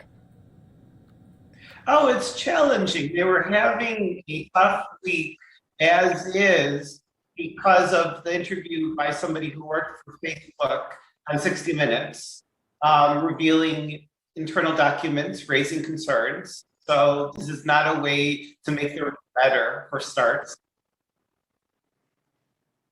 Yeah, so we know all about that. We also know a lot of people operate off of social media right now. We're talking influencers, we're talking small businesses. You know, these people were not able to use the platforms. How big of a hit is that for them? You know, people are used to outages, actually. You know, historically, we've seen this with TV stations, which are one of the most old-fashioned traditional advertising. They've gone down. Or if you bought TV advertising in the old days, if there's an earthquake or war, they go to live news coverage, and then you lose all the television advertising. We saw AOL in the 90s at one point have a total failure for about like 24 hours. So historically, when a company has an outage for a day and it's isolated, it doesn't really cause a lasting damage to the brand necessarily, or a loss of subscribers. And the customers and clients dependent on that firm are able to adapt. They're, fortunately, 24 hours, they don't switch to another service. They're just down for a day. So, you know, people are resilient to that historically. With that being said, though, this is being reported as the worst outage for Facebook since 2019, which took their site off for 24 hours. This one only took it off for about 6 or 7 hours. You know, they dropped, their stock dropped. I was reading 4.9% at close. This is the biggest drop that they had since November of 2020. So it is going to have an effect on the company, right? Well, stock market does have instant reactions, which are not always predictive of the long term. And they obviously have to do with the flow of money in and out on any particular market day. We are seeing a lot of tech stocks under pressure. We're seeing the stock market as a whole under pressure. We're still relatively in the time of year when the stock market historically is challenged, September and October both. There are certain seasonal issues. There's a lot of concerns about the global economy, major global supply chain disruptions, the likelihood of the Federal Reserve starting to taper and even raise interest rates. And we're even seeing market rates occasionally appearing to go up. Apparently transient or transitory inflation not being so transitory, being more long, not as short term as we hope. I still don't think it's necessarily going to be a years long problem with inflation. So there's a lot of things going on at the same time. I think the documents about how much Instagram can hurt teenage girls is a legitimate concern. But I think that one thing that is underappreciated is the flagship Facebook platform is the most robust social networking platform out there. I really believe that.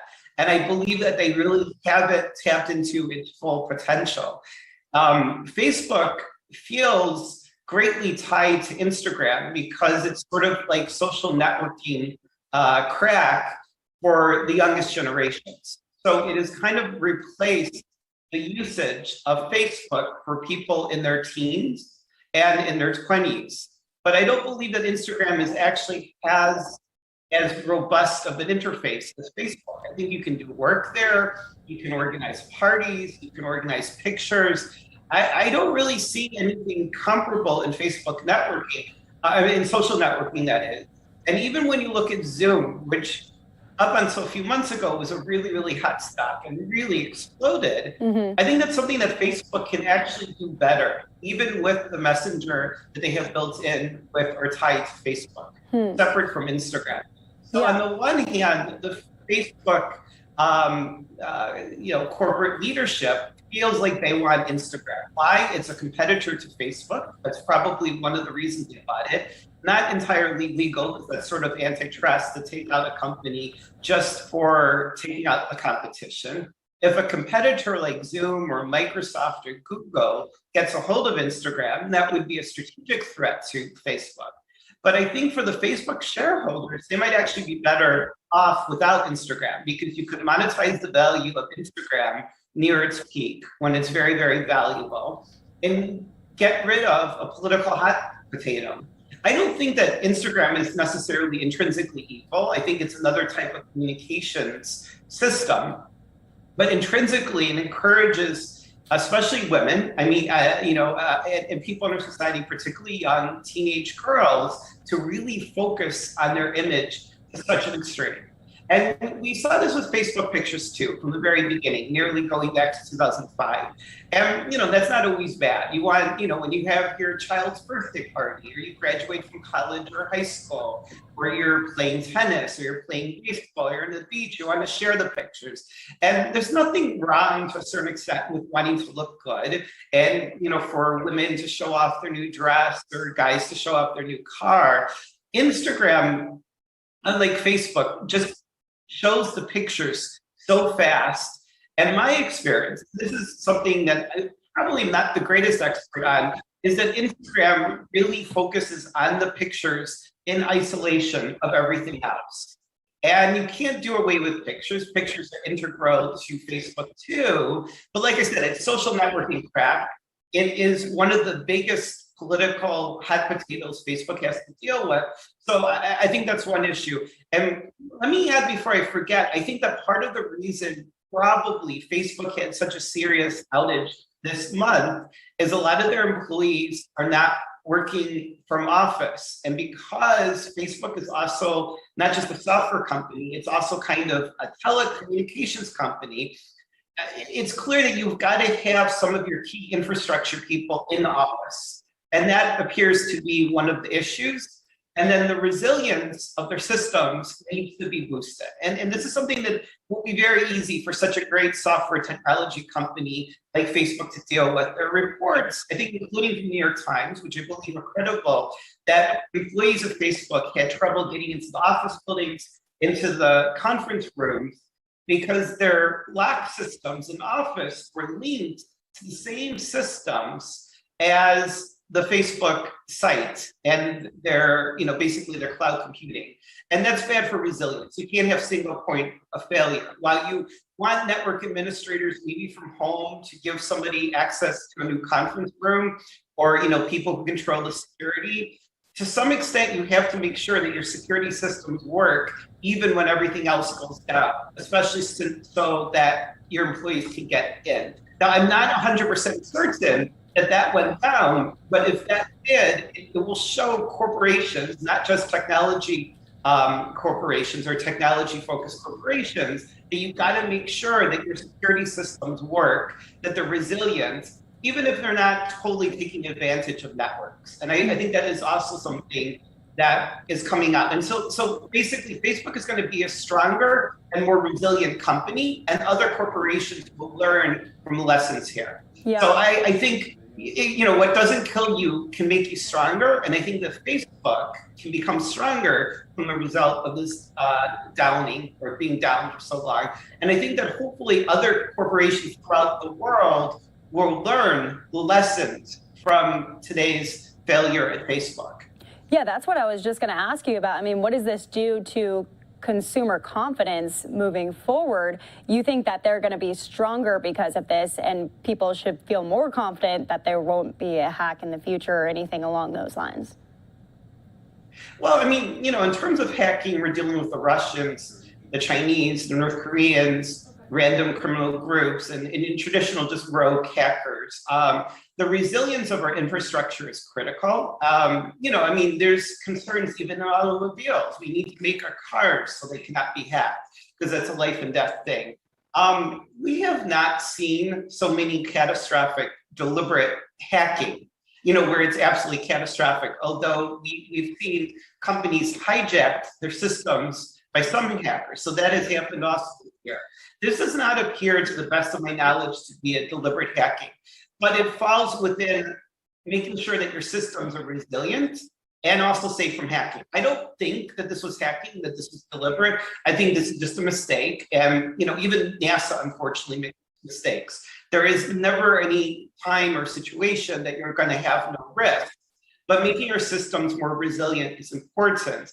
As far as how Facebook maintains the confidence of users, especially businesses that might be dependent on it, that's messaging, that's public relations, and it's a little bit of a crisis. I think historically, when these kind of systems go down once, and it doesn't happen for years, people quickly forget about it. I think, but this is coming the same week as Instagram allegations. Right. Or actually revelations, I should say, that the actual documents, which Facebook says were taken out of context. It's also been in a difficult election year where Facebook is, and a difficult social time in the United States, where Facebook is being blamed for incendiary posts or incorrect posts. And what I think that Facebook and the public has to understand is, in part, Facebook is a telecommunications company. It's a little bit of a cross between the old telephone company and a television station. A telephone company that can't stop you from saying anything. In fact, with telephones, if you want to text or call somebody and conspire to commit a criminal act, the telephone company can't stop you. All they can do is, with a warrant, is allow the police or FBI to do a warrant. I think that people need to understand that Facebook is a communication system more than anything else. But also, because Facebook has a very robust social networking platform, it is potentially capable of much more. And I think one of the just core obligations of Facebook, even for the benefit of its shareholders, is they've got to make sure that these systems work. There was a bomb threat, unfortunately, against CNN a couple years ago, and CNN was able within an hour to switch to Atlanta.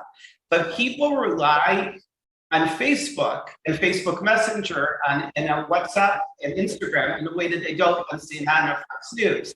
So they have to take that responsibility and create that resilience. And Facebook is a huge company. It makes enormous amounts of money. It has extremely capable people running it, or else it would not have gotten so big to this point. So they're capable of meeting the challenge. I do believe that Facebook can become much stronger as long as the controversy and the image issue of even going down doesn't hurt it. But the potential of Facebook is actually to be much more. And, honestly, from my side, I almost think that they should get rid of Instagram, monetize the value of Instagram at its height and not be caught in this distraction. It's a hard asset for Facebook to give up. This is just my opinion, of course, because Instagram has such a huge grip right now on the youngest generations. And it's a catch-22. I mean, you can't tell teenage girls or teenage boys, for that matter, you can't show off that six-pack, or you can't show off that new bathing suit. But it's a very challenging thing, and so it's a dilemma. You can't. We go through this in high school, but that's almost like telling girls on the beach, you can't wear a cool bathing suit. You have to. So we don't want to be too materialistic, too image-based, but we can't say people, you can't care about your image. We always have that struggle. We've had that struggle for a century. Somehow Instagram magnifies it. It's a headache that Facebook has to deal with because it owns Instagram. It clearly wants to integrate it with the Facebook platform. I almost think it's too big of a headache, even though it's a very, very valuable headache. They almost should just focus on their core competency. I could be wrong. They certainly may disagree with me. Their big shareholders might disagree with me. But I think that Facebook might actually be more valuable without Instagram, focusing on Facebook and trying to hold on to what's up and hoping that regulators don't force them at some point to divest of that.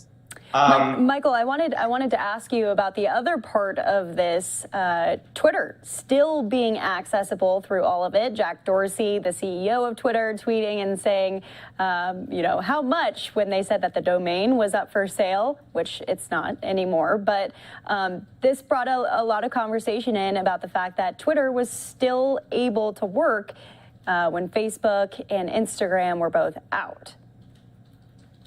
Well, Twitter actually reflects Facebook's other headache, political discourse, which has become the main thing of Twitter. Twitter can also be used in scientific debates, baseball debates, whatever.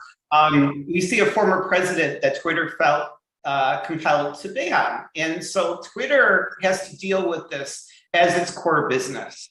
And it's a very, very fine edge. And this is the key thing about Twitter, which I think is hard to separate from Twitter's core business, is how to decide what is legitimate speech, also decide which tweets to magnify, which tweets not to magnify to other users. And an example, and Facebook is facing a lot of pressure on this as well, and sometimes I think too much pressure. To show how hard this dilemma is, it is actually true that it was always a crazy conspiracy theory that COVID, for example, was a Chinese bioweapon. That was always a kooky conspiracy theory. But from the very beginning, I think that most people who are really experts in viruses did wonder, could it have been a lab leak, particularly in Wuhan? And that got mixed in with a crazy extremist kooky conspiracy theory. And Facebook, I think, for example, admitted to censoring that legitimate discussion.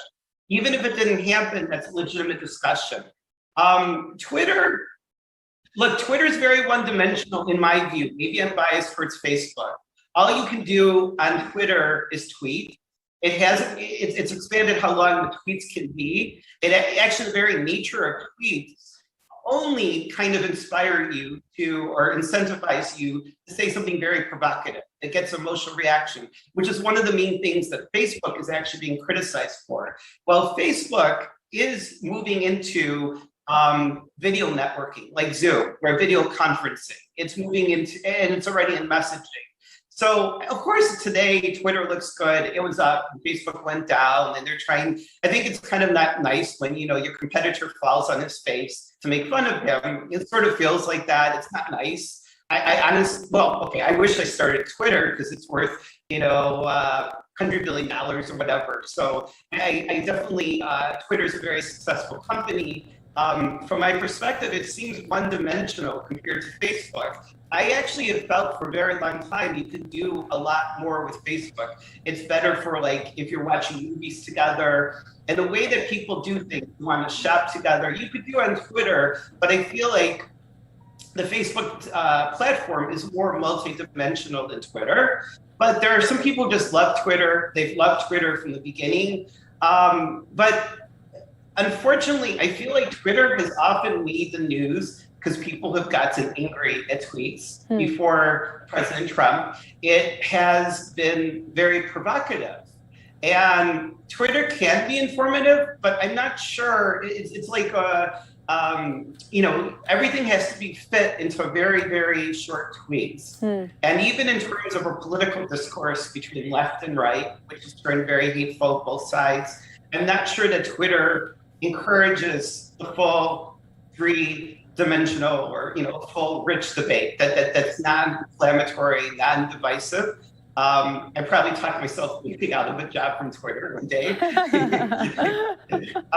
But yeah, I mean, I don't see this as a big competitive advantage for Twitter. And look, Twitter, whether you agree or disagree with their decision to ban former President Trump, God, what a situation. And this is the core of their business. These kind of Facebook posts are not, Facebook reacted the same, but they got a lot less publicity, good and bad, for that decision. And it's not as core. And let me say in defense of Facebook as well as Twitter, people are getting angry that posts and tweets are very angry. I think people are good and bad. It reveals a flaw in human beings. Sometimes it seems like people are looking for news to make them angry. And that sometimes it appears on Facebook and Twitter, people are not looking for President Biden did this right, and President Trump did this right, and Democrats and Republicans agree that the world is round. It sometimes seems, and we saw this with emails, we saw this even with faxes, we probably saw this with vicious office gossip by the water cooler, is that people sometimes somehow seek out things that make them angry, that's exaggeration, distorted, and not true. And I don't understand why. I'm not a psychologist, but I've seen this on social networking many times. People believe things that don't make sense, whether it's the right or left, actually. And, there's the criticism of Facebook that it's somehow magnifying very, very provocative, incendiary things. And yet, even with emails where there was no algorithms choosing one email over another, people would believe things, or even things that they heard from their neighbors. It may predate internet, in fact. That is just horribly inflammatory. And that's happening on Facebook, and that's happening. I mean, look, I interned in Congress in '96. That'll make me sound really old, for Republican Congressman John Porter. People took out advertising. All the big politicians are out to tax your television. The reality is they just wanted to auction high definition television. It's virtually a lie. But people believe this random TV commercial that people paid for. And right away, when they said, big politicians are all conspiring to make the United States communist, and I was interning for a Republican congressman, and they were calling me up and yelling at me and saying they didn't want my political BS and my salary, I was unpaid as a student at Northwestern, should go to solving the country's problems. So when, for example, President Bush and President Obama says cynicism is a problem, it is, and it's not Facebook's fault, and it's not Twitter's fault. And I don't think that people are intrinsically bad, but this is what Facebook and Twitter both have to deal with. I think Twitter, by its nature with these tweets, it created a lot of the last few years. Yes, Facebook posts too, and you could question how Facebook magnifies some things. But then I get frustrated. I mean, possible, like in April 2020, when I said maybe COVID was a lab leak. It's plausible. It's not something that is definitely true. It doesn't mean that China is a horrible country, but it's possible. It's a reality that we can't claim isn't true. Those posts may have been hidden by Facebook's algorithms, because you start and this is kind of related to our cancel culture. You start with the fact that the people who kept hatefully saying it's a Chinese bioweapon, well, that doesn't make sense, it's false, it's a kooky conspiracy theory. Suddenly, Facebook and probably Twitter are basically trying to hide if you say it could have been a lab leak. And it's like, you know, Facebook and Twitter can create these elaborate mechanisms to decide what's true and false. But look, a lot of the biggest revelations and ideas people thought were ridiculous. Right. So it's like you start with hateful rhetoric, you know, white supremacy, stuff that's promoted by the Chinese or Russians or Iranians to spread hate, stuff that's anti-Semitic or anti-Black or anti-Hispanic or homophobic. But then it starts to spread out, and you say something that's actually true, and you know, because you know there's like subtleties here, and the algorithms or people who are looking for people to be angry at will say, no, you can't say that. Your post needs to be deleted. You have people canceled. So it's, I think my take, again, in my opinion, is that Facebook is a much more versatile platform, in my view, than Twitter. I honestly believe that Twitter just tweets.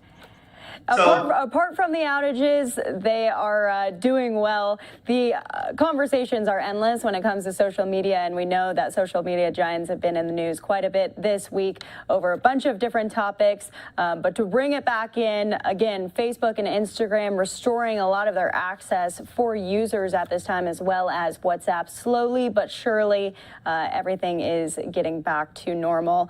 Economist Michael Santo, thank you so much for being on the show. And I don't own Facebook stock, by the way, I have to say. I don't own Facebook stock right now, just to be clear. No incentive. Great to know. Well, we appreciate it. Thank you so much for being on the show. We'll talk to you soon. You're very, very welcome. You're very welcome. Have a great night.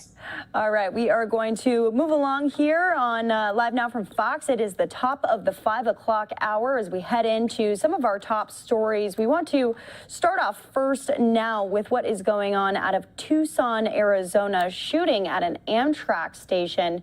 Here's the latest on that. Intense moments captured on this surveillance video of a man firing shots out of a parked Amtrak train. It happened early this morning at a station in downtown Tucson. Tucson police say the Counter Narcotics Alliance boarded the train to do a routine check. They were checking for illegal guns, money, drugs. This is something they do, as I said, routinely at pretty much all transit hubs. It's not just trains, it involves buses. They're at the airports as well. During the inspection, the agents made contact with 2 individuals. Shortly after, shots were fired. So what happened is several officers boarded the train, and they ultimately made contact with 2 individuals who were on the second level of, this is a double-decker car, on the Amtrak train. They detained basically 1 individual, and while they were dealing with 1 individual, a second individual, Hispanic male by appearance, somewhere in his 20s to 30s, produced a handgun and opened fire on the officers. The gunfire struck and killed a DEA special agent. Another agent was wounded, along with a Tucson police officer who ran inside the train once he heard the gunfire. Police say the shooter barricaded himself in a bathroom on the lower level. He was later found dead inside. Terrifying moments caught on camera right there. We did have the full press conference we played out a little bit earlier here on Live Now from Fox with officials from the DEA as well as the Tucson Police Department. Let's listen in. Earlier this morning, a shooting took place. Let's listen in live. Ron Unfiltered. Good afternoon. My name is Sherry Oz. I'm the special agent in charge for the DEA here in Arizona. This morning, 2 DEA special agents and a task force officer from the Tucson Police Department were shot during a law enforcement operation here in Tucson. I am deeply saddened to confirm that 1 special agent died as a result of the injuries sustained during the shooting. A second special agent is in critical condition, and a task force officer is in stable condition. thank you for keeping the DEA in your thoughts and your prayers.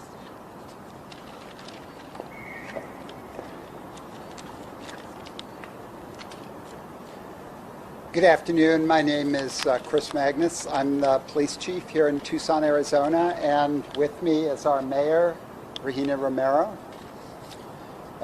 So I have, frankly, very limited information that I can share with you at this time, but I'm going to try to lay out the basic sequence of what happened this morning, starting at 8 a.m. So this incident occurred on a train that was stationary at the downtown Tucson train station, which is located at 400 North Toole Street in Tucson. What happened this morning involved a situation with our Regional Counter-Narcotics Alliance. They go by CNA. And this alliance includes both members of the Tucson Police Department. It's a regional alliance as well as the DEA. So the reason why the alliance members were at the train station this morning and boarding the train was to do what we refer to as a routine interdiction check. In other words, they were checking for illegal guns, money, drugs. This is something they do, as I said, routinely at pretty much all transit hubs. It's not just trains, it involves buses, they're at the airports as well. So what happened is several officers boarded the train and they ultimately made contact with two individuals who were on the second level of, this is a double-decker car on the Amtrak train. They detained basically one individual, and while they were dealing with one individual, a second individual, Hispanic male by appearance, somewhere in his 20s to 30s, produced a handgun and opened fire on the officers. There was a TPD officer, again part of this alliance group, that was on the platform, and he heard the rounds and ran directly into the dangerous situation in order to be of whatever possible help he could. As he entered into the train, he was also shot. At that point, the suspect, after exchanging rounds with the officers, barricaded himself in the bathroom, which is on the lower level of one of the basically two cars where this happens. I think the bathroom's on one car, and then the passengers where this mostly happened was in the other car. So ultimately, some time went on. There wasn't clarity whether this suspect was still alive or not, whether he had been shot or not, but ultimately it was determined that the suspect in the bathroom was in fact deceased. And he was declared dead at the scene. So the seriously injured DEA officer, keeping in mind there's one officer who was deceased, but the seriously injured DEA officer was then evacuated from the train and taken by TPD officers in the back of a patrol car, in fact, because they were trying to move as expeditiously as possible, taken to the hospital here where we're at, Banner UMC. The other officers who were injured were taken by EMS to the same hospital here. So I really want to reflect first on the terrible tragedy that this is, not just for the DEA, obviously, but for everyone in law enforcement. It's really horrific, and we're all just coming to terms with just how terrible a loss this is. But I also want to reflect on the really heroic actions of the officers at the scene, who literally ran towards the danger into the car where there was an active shooting situation going on.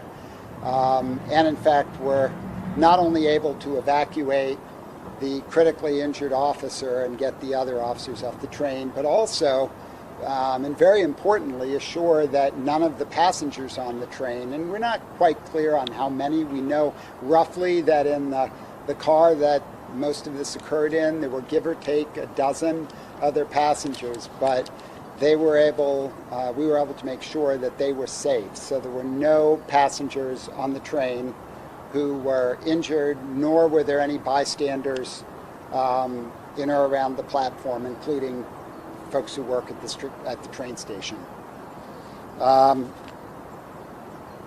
So I just think it's kind of incredible here that there weren't other people that were hurt, even though we're completely so saddened by the loss of the officer. Our officer is here, as I mentioned, being treated. His condition is stable. He's going to be here for observation overnight, but we're not providing any more information about the names or specifics about the injuries of any of these three officers. And as I said, there's very limited information that I'll be able to provide, although I'll do my best to take a few questions.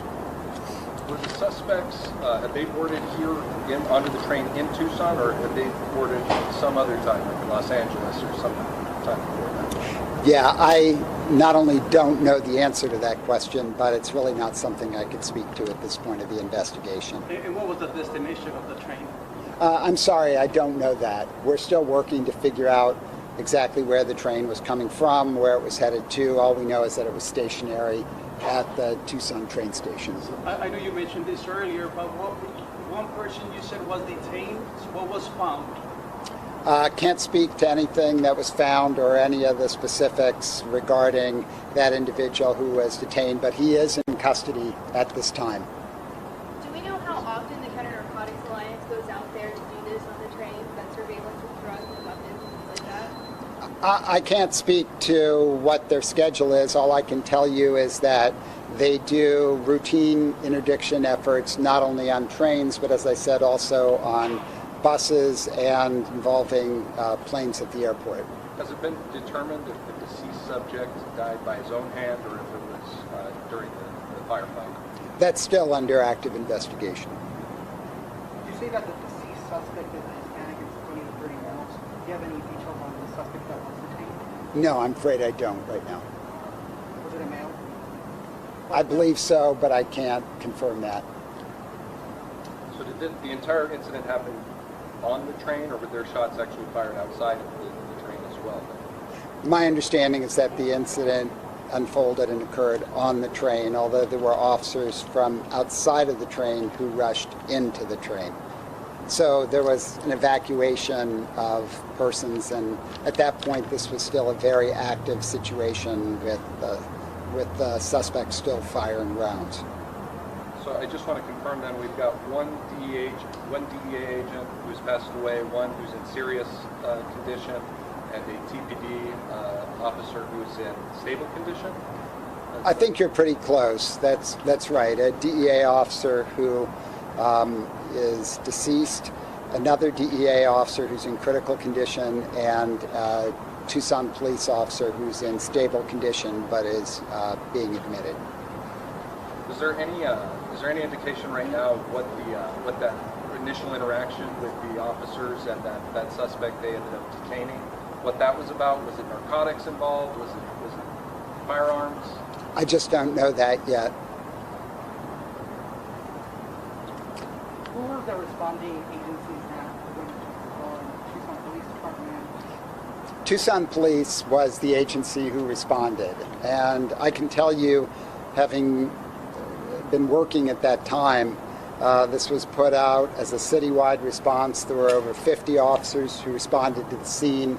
I think their response was phenomenal, and again, the officers that worked not only to assure the safety of the passengers on the train and the others on the platform, but also who were responsible for getting at least one of the injured parties to the hospital. I have nothing but admiration for their courage, really heroics under the situation.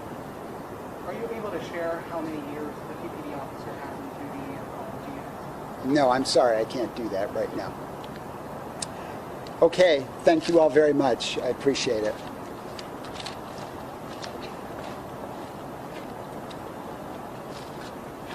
Once again, we were listening into.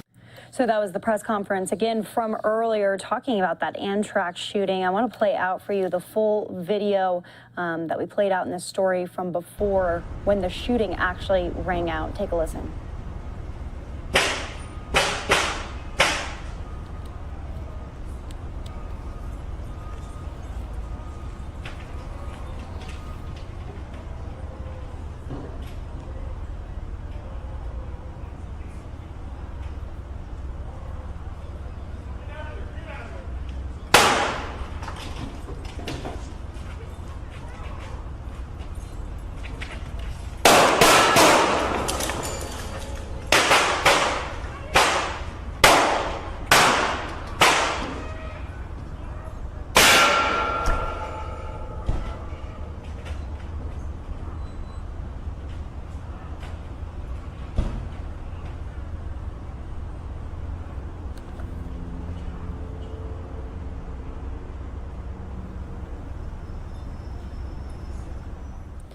Viewer discretion always advised here on Live Now from Fox. Hard images to watch as one DEA agent has been officially announced dead. One special agent also in critical condition as shots continue to ring out on that Amtrak train earlier. Another task force officer also in stable condition. We're going to take a 2-minute break here on Live Now from Fox. When we come back, more of your top stories.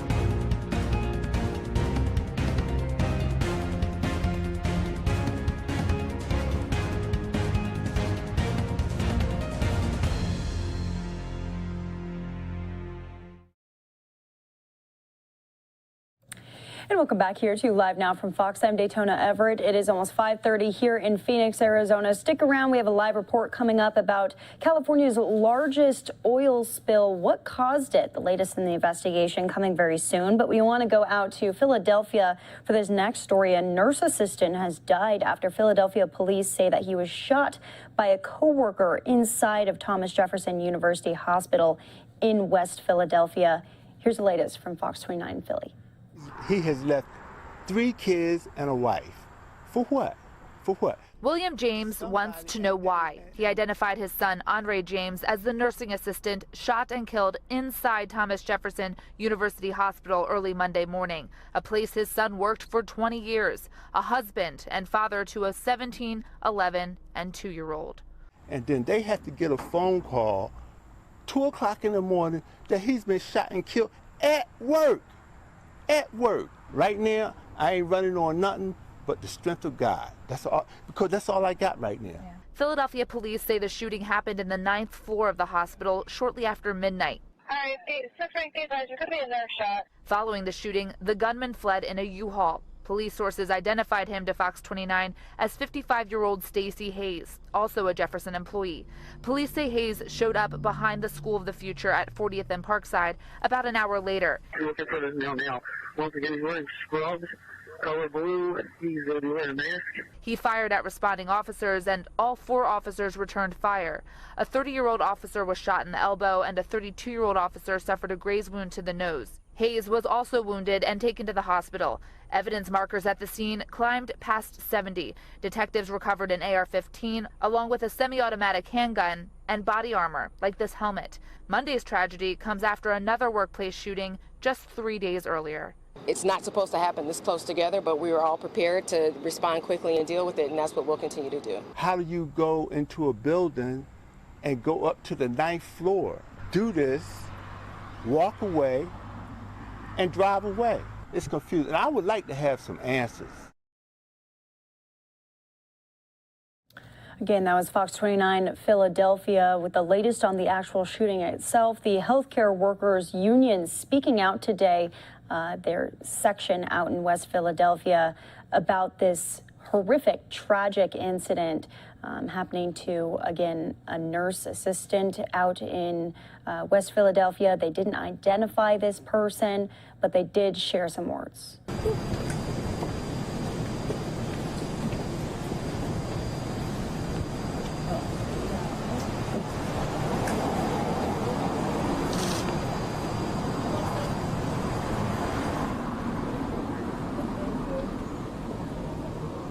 We're going to get started. Good afternoon. My name is Chris Woods, and I'm the president of District 1199C, the National Union of Hospital and Healthcare Workers here in Philadelphia. This is a horrific day. My heart is heavy. Late last night, shortly after midnight, we learned that one of our members was slain in his workplace at Thomas Jefferson University Hospital, where he worked as a certified nursing assistant. Every day our members serve with grace at the front lines of emergencies, tragedies, and crises. Today we all are in mourning. Both the victim and the shooter are longtime members of our union. We will not be releasing their names at this time. I urge you to respect the privacy of all the people involved and their families. It was unclear what sparked this atrocious shooting, and an investigation is underway. Our thoughts, prayers, and our solidarity remain with the families, the officers who responded, and our members during this painful time.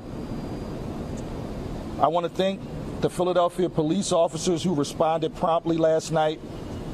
Their skill and courage undoubtedly saved many lives. My heart goes out to their families, and I wish them a speedy recovery. I also want to thank our members at Jefferson, in particular, who were tasked with providing care to patients in the midst of this crisis. As healthcare professionals, our members understand their role in the mitigation of harm that stems from gun violence. It is a tragedy that violence came to the workplace that we fight hard to keep safe. Last night's violence, while shocking, is a part of the larger plague our members face near daily. We must recognize that this heartbreaking event is a part of an epidemic of gun violence facing our city. Gun violence is a public crisis. Thank you to those who were tasked with providing care to the many victims of gun violence across the city of Philadelphia. Our union is equipped to provide pathways for grief counseling and assistance to all affected. We will continue to work closely with Jefferson Hospital to provide needed care and resources to our members as they grieve. We are focusing on providing support and resources to all of our members, and we will not be taking any questions at this time. We ask that the public and the press respect the privacy of those affected, and thank you for keeping all those affected in your prayers. And just lastly, this is a tragedy that goes across our entire district, as our victim's mother is a retiree of our union, and his brother is a fellow member at Jefferson as well. So we want to keep all of them in our thoughts and prayers. And thank you guys for coming out. Mr. Woods, are security measures adequate? Not taking any questions at this time. Thank you. And I appreciate you guys. Long time. Very, very long time. Not taking any more questions, but thank you guys for coming out.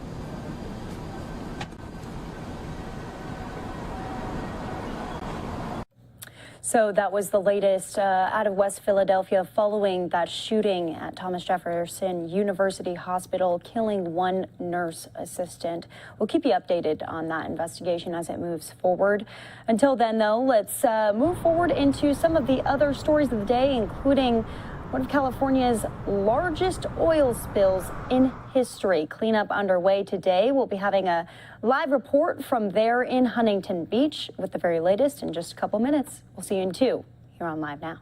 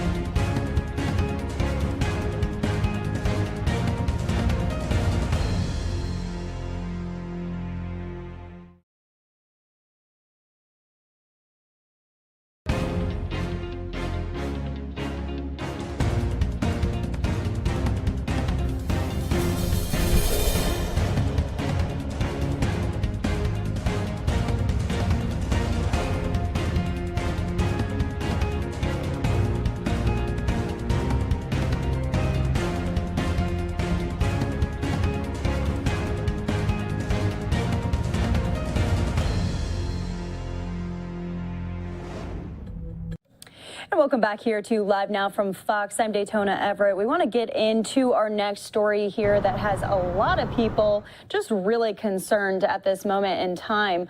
A 144,000-gallon oil spill from an offshore rig has caused major ecological damage in the waters off of Huntington Beach. That's where we're going to find Fox 11's Chelsea Edwards. Chelsea, what's the cleanup effort been like?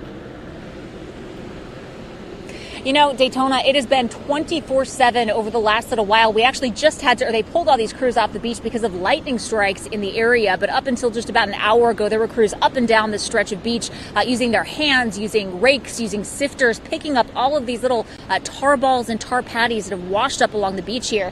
Now, if you take a look out in the distance, you can see dozens of boats. Now, authorities now looking into whether any of those boats that are all waiting to go into port, if any of the anchors may be the cause for the leak.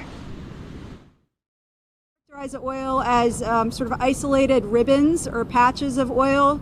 So it does cover several miles, and that is constantly changing. constantly changing and moving south. Roughly 126,000 gallons of oil that leaked from an offshore rig pipeline in Huntington Beach. Teams from multiple agencies are working around the clock to clean it up. Undoubtedly, we're going to have oil on the beaches. We're trying to prevent that as much as we can. The president and CEO of Amplify Energy told reporters Monday that the company began investigating the leak as soon as it was discovered. Saturday morning, when we found the sheen, that's when we kicked in the incident command, like I said, ma'am. So we were not aware of anything Friday night. If there were reports, like I said, they did not come to us. He says he plans to send divers to inspect the pipeline, an idea that Orange County District Attorney Todd Spitzer is staunchly against. They shouldn't be able to go anywhere near that pipeline.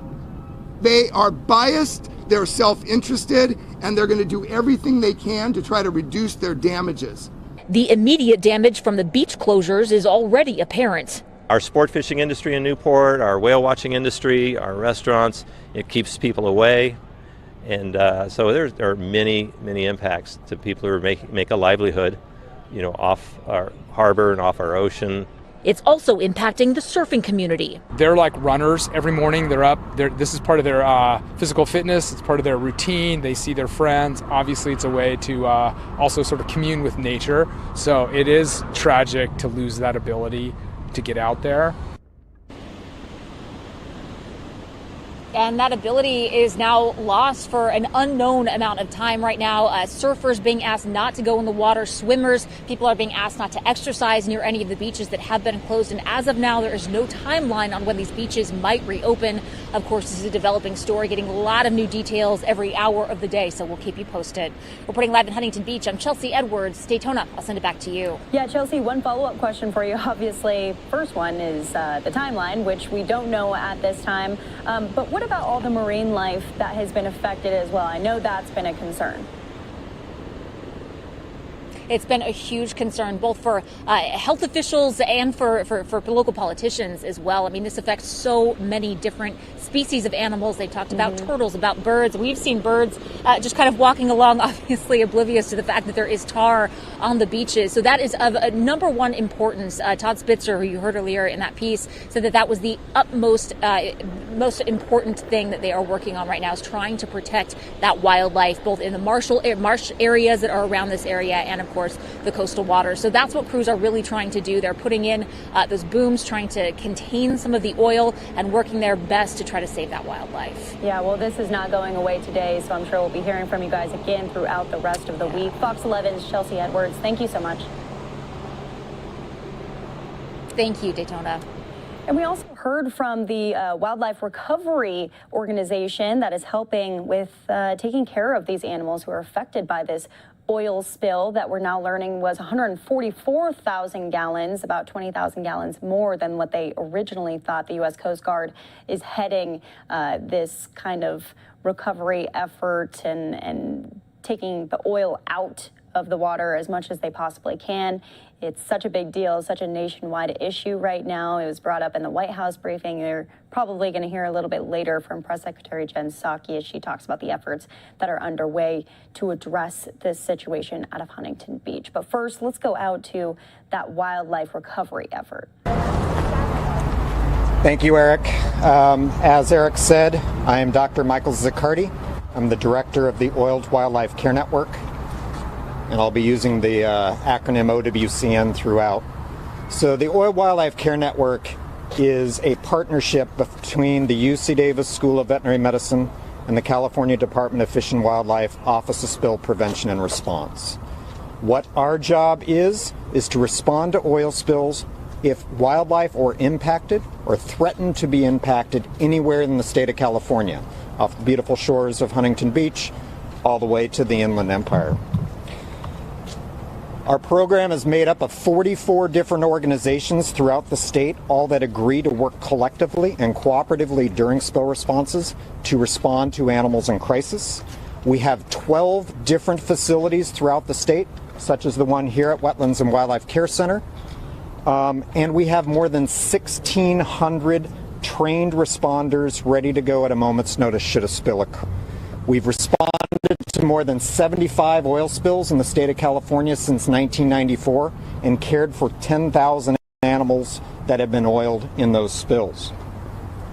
So for this incident, we deployed field teams immediately upon activation by Cal Fish and Wildlife OSPR, had teams on the beaches at first light to start to cover areas between Bolsa Chica down to Newport Beach to look for oiled animals.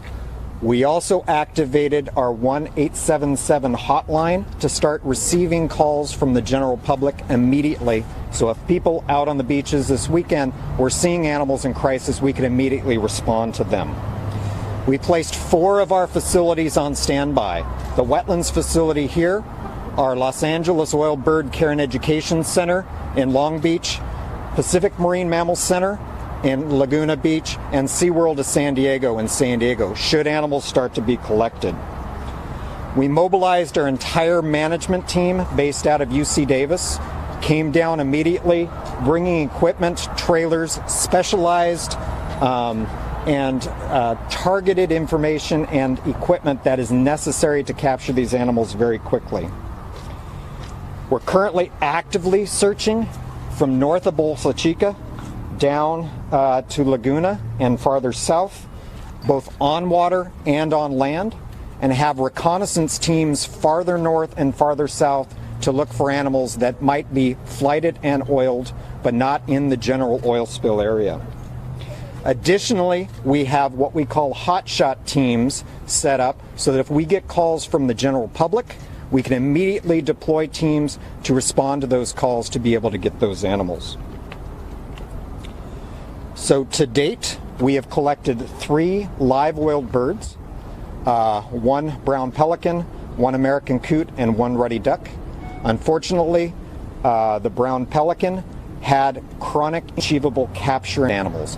And right now, that is allowing our pre-trained staff to get out there, get those animals collected quickly, get them back to our purpose-built facilities, and start to get the rehabilitative care necessary to get them back into a clean environment eventually.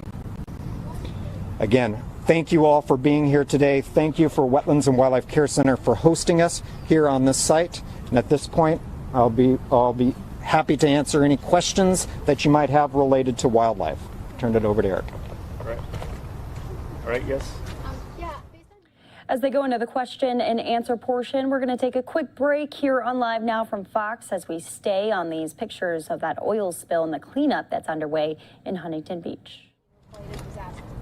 Yeah, it's an excellent question. It's one that we're pursuing actively right now.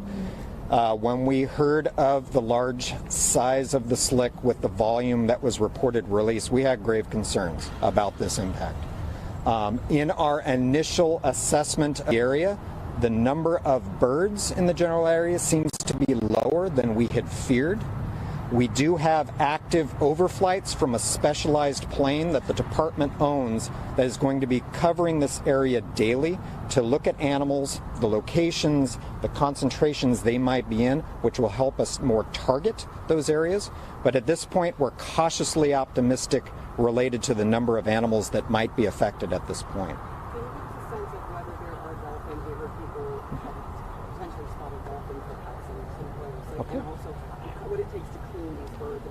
Sure. So first question was related to dolphins. Marine mammals are of great concern for us.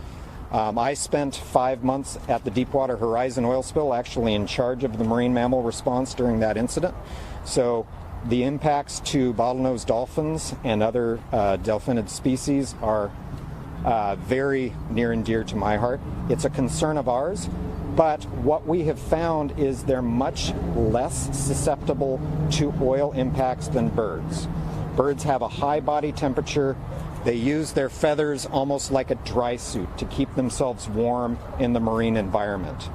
If they get oiled, their first response is to get warm as quickly as possible. That's why they usually come ashore quickly so they can try to stay warm. It's one of the reasons why we also focus our recovery efforts primarily on the shoreline, because that is the first thing those animals are going to be in. However, dolphins can have problems if they breathe fumes in. It's one of the reasons why with our offshore cleanup operators, we're asking them to report any observations they have out there so that if we are seeing animals that appear injured or in crisis, we can actually pursue that. As far as the marine mammals go, secondary to the birds, how long do you expect the impact to take to reach them? Particularly in our community, PMMC has released many sea lions and elephants, et cetera, back Sure. to the area, and a lot of them hang around in Laguna Beach. And, Sure. some of the rocks and Dana Point Harbor. What impact do you expect to see there? Absolutely. It's an excellent question as far as long-term effects in marine mammals. To be absolutely honest, we don't have a lot of great information yet on long-term effects on marine mammals. A lot of that relates to ingestion or inhalation of oil that might occur in the environment. Just now we are starting to learn some of those long-term effects from the Deepwater Horizon oil spill more than 10 years ago. So it's a body of knowledge that's continuing to gain. The nice thing is with pinnipeds, oftentimes the external coating of oil doesn't affect them as much. They don't have to rely on their fur to stay warm. They have a blubber layer. So really it's more the ingestion, and that's a bit more chronic. But those are some of the things we're starting to learn, applying science, applying the knowledge that we're gaining from spills such as this, from spills such as the Refugio event in 2015 and Deepwater Horizon. Again, learning how oil might impact animals so we can better respond in the future.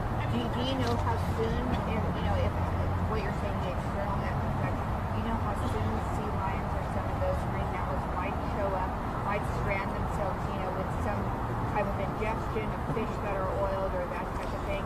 Would that come pretty soon, or? As far as the external effects, we're probably looking at a matter of weeks. The chronic effects, that is one of the wonderful things about our marine mammal stranding network that occurs here in California, is we have excellent marine mammal responders that take these animals in on a regular basis. They also apply science and collect samples for a better understanding of the effects on those animals. Those are things that hopefully we'll be doing moving forward for animals that strand. Yeah. Okay, we have time for like 3 more questions and then we got to get moving. Okay, yes? Can you talk at all about the effect on the food supply for birds? I mean, you can see birds back here in Talbot Marsh. Sure. Feeding on things like that. It's a similar situation as far as the internal effects on seabirds and other animals.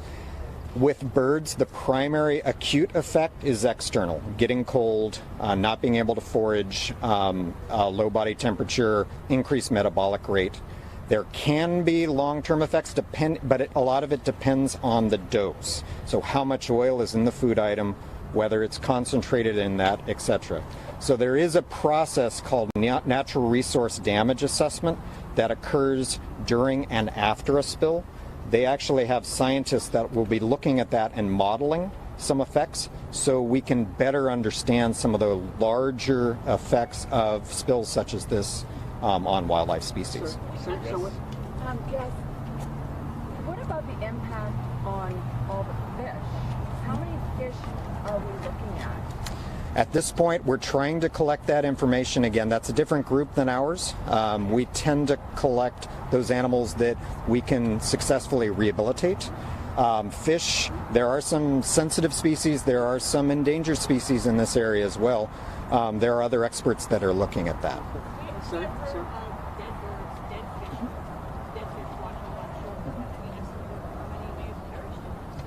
We don't. The question is how many animals may have perished in this. We don't have that estimate yet. Again, that we are collecting those animals that come ashore and can be collected. We do process the birds and the marine mammals completely.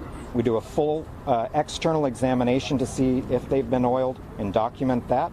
That information then goes into the natural resource damage assessment so they can combine that information with some modeling to determine the overall impacts. Sir, what's your assessment of the impact that this is going to have in, that the oil spill is having? Would you say that it's bad? Is it catastrophic? What would be your assessment of this oil spill? Again, at this point, all I can speak to is the impacts on the animals that are out there that we're collecting. Right now, obviously, with 4 live birds collected to date, it's much better than we had feared, but typically spills of this nature, we're here for several weeks to months continuing to respond to animals and respond to calls from animals that may be out there. So it's really too early to tell, but we are cautiously optimistic. What's your personal thoughts on all this? aside from being an official, assuming you're from California, it's devastated this region ecologically, environmentally. Just on a personal note, what do you want to say? Yeah, it's, oil spills are traumatic. Traumatic to the community, traumatic to us individually. They are accidents, right? Nobody wants spills to occur. The operators, the public, the wildlife professionals. I'm a veterinarian, so my mandate is do no harm. So obviously the best spill is one that no animals are affected at all. But what we try to focus in on, if these accidents do occur, doing as much as we can to try to mitigate any damage that might be out there, both for the public as well as the state and the agencies involved. Doctor, just to make it clear, there are 4 oiled animals, including the one that was euthanized. Correct. So 3 live oiled animals collected as of last night, one of which was euthanized, and we just had a 4th bird come in right now. Do you know where they're coming from, those 3 or the 4 animals? They're in this general area. I do not have the exact locations. So all heading between in this general area, yes. What's your expectation for those birds? Like, do you anticipate the ones that are still alive to survive, or are they So, obviously oiling is a traumatic experience for these animals, but in our experience, as far as large-scale spills we've responded to, we have more than a 50 to 75% success rate to return animals back into a clean environment. California is the model for the world as far as oiled wildlife preparedness and response, and we have the best techniques and the best success of any place in the world. So if any animal is going to be affected, this is the place to be. All right, we only want to do a couple more questions so we can get you guys the video, and so 2 more questions. Do we have any idea in terms of just a rough estimate of how much the number of marine life has been affected by this? We don't at this point. That's why we're collecting information from our teams out there. We're collecting calls from the public. We're doing reconnaissance to look at what animals may be out of the general spill area, and we're doing overflights to count the number of animals in those areas. So combining all that information, further on we'll have a much better estimate as to the overall damage. Yeah, there seems to be a lot of birds with oil stains on their feet or lower body, okay, but they're still able to preen or forage or fly. Yes. Are those birds going to get any treatment, and what are their chances of survival? So the question was lightly oiled animals. There are a number of birds that have been reported, gulls, some of the smaller shorebirds, that seem to have light oiling on the legs, on the lower feathers, but they're still flighted. So upon approach, they do dissipate out of the areas. What we're trying to do is to apply different techniques for capture, to try to lure them in, using traps to collect them and nets to collect them. One thing is that we want to get those animals that may be negatively affected from that light oiling, getting them captured as quickly as possible to get them in care. What's the cleaning and care process like for oiled animals? So cleaning and care, usually we have field teams out there collecting animals. We're bringing them back to facilities such as this one. This is what we call a field stabilization site. At this location, we're giving them basic first aid. We're giving them warmth, we're giving them fluids, we're giving them a bit of time from the stress of being captured here. Then from this location, we have an organized transport up to our Los Angeles Oilbird Care and Education Center. That is where they'll have a full intake examination. We have full documentation as far as feathers, photo documentation. They'll then be stabilized for a period of 24 to 48 hours, and then they're cleaned of that oil. Then we give them time, good nutrition, observe them carefully, and once they're acting normally, once they're medically fit, and once the environment is clean and there's a negligible risk of re-oiling, we'll return them back to the environment. How long does that typically take?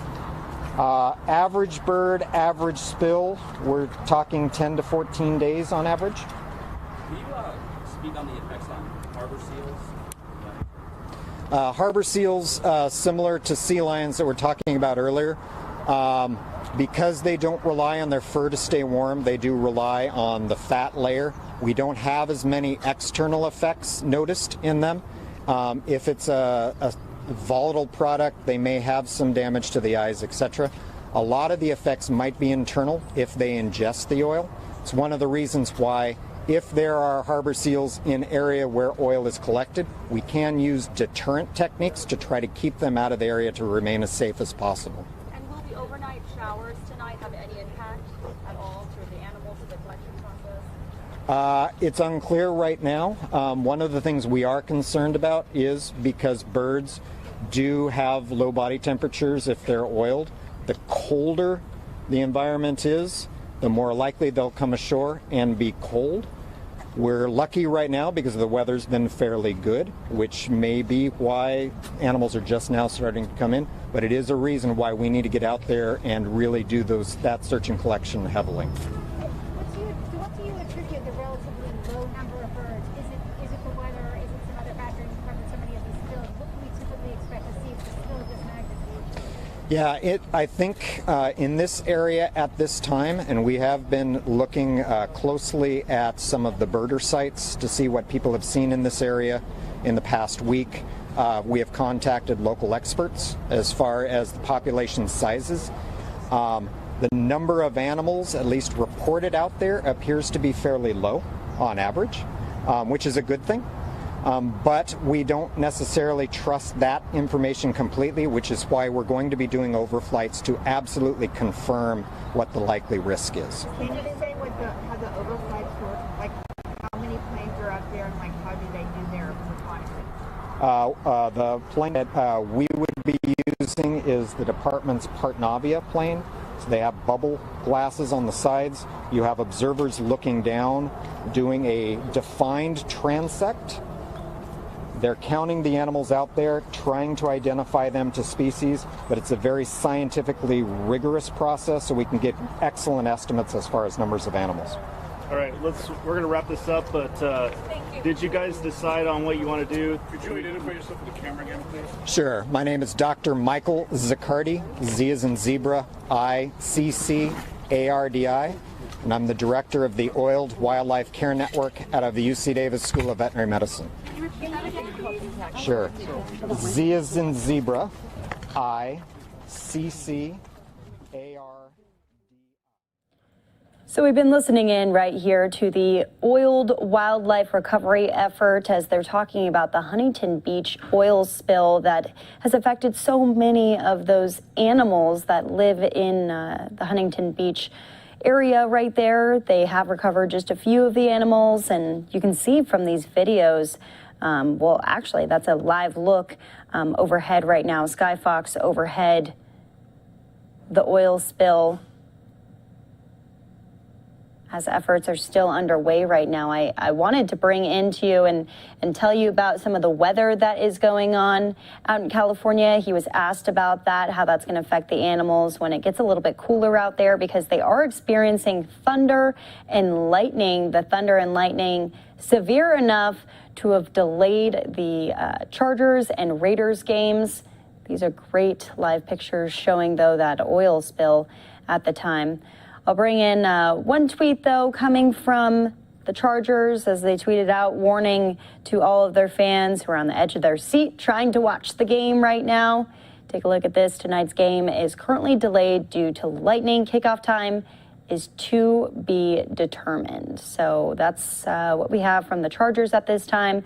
And then from the Raiders, they were saying that there's a possibility that it could start in the 5 o'clock hour. It is almost 6 o'clock. We'll keep you updated on any of those developments here, but back out to these live pictures as we'll be showing them through the rest of the 6 o'clock hour here of the oil spill that has really shaken the Huntington Beach, Southern California area. We'll be right back here on Live Now from Fox.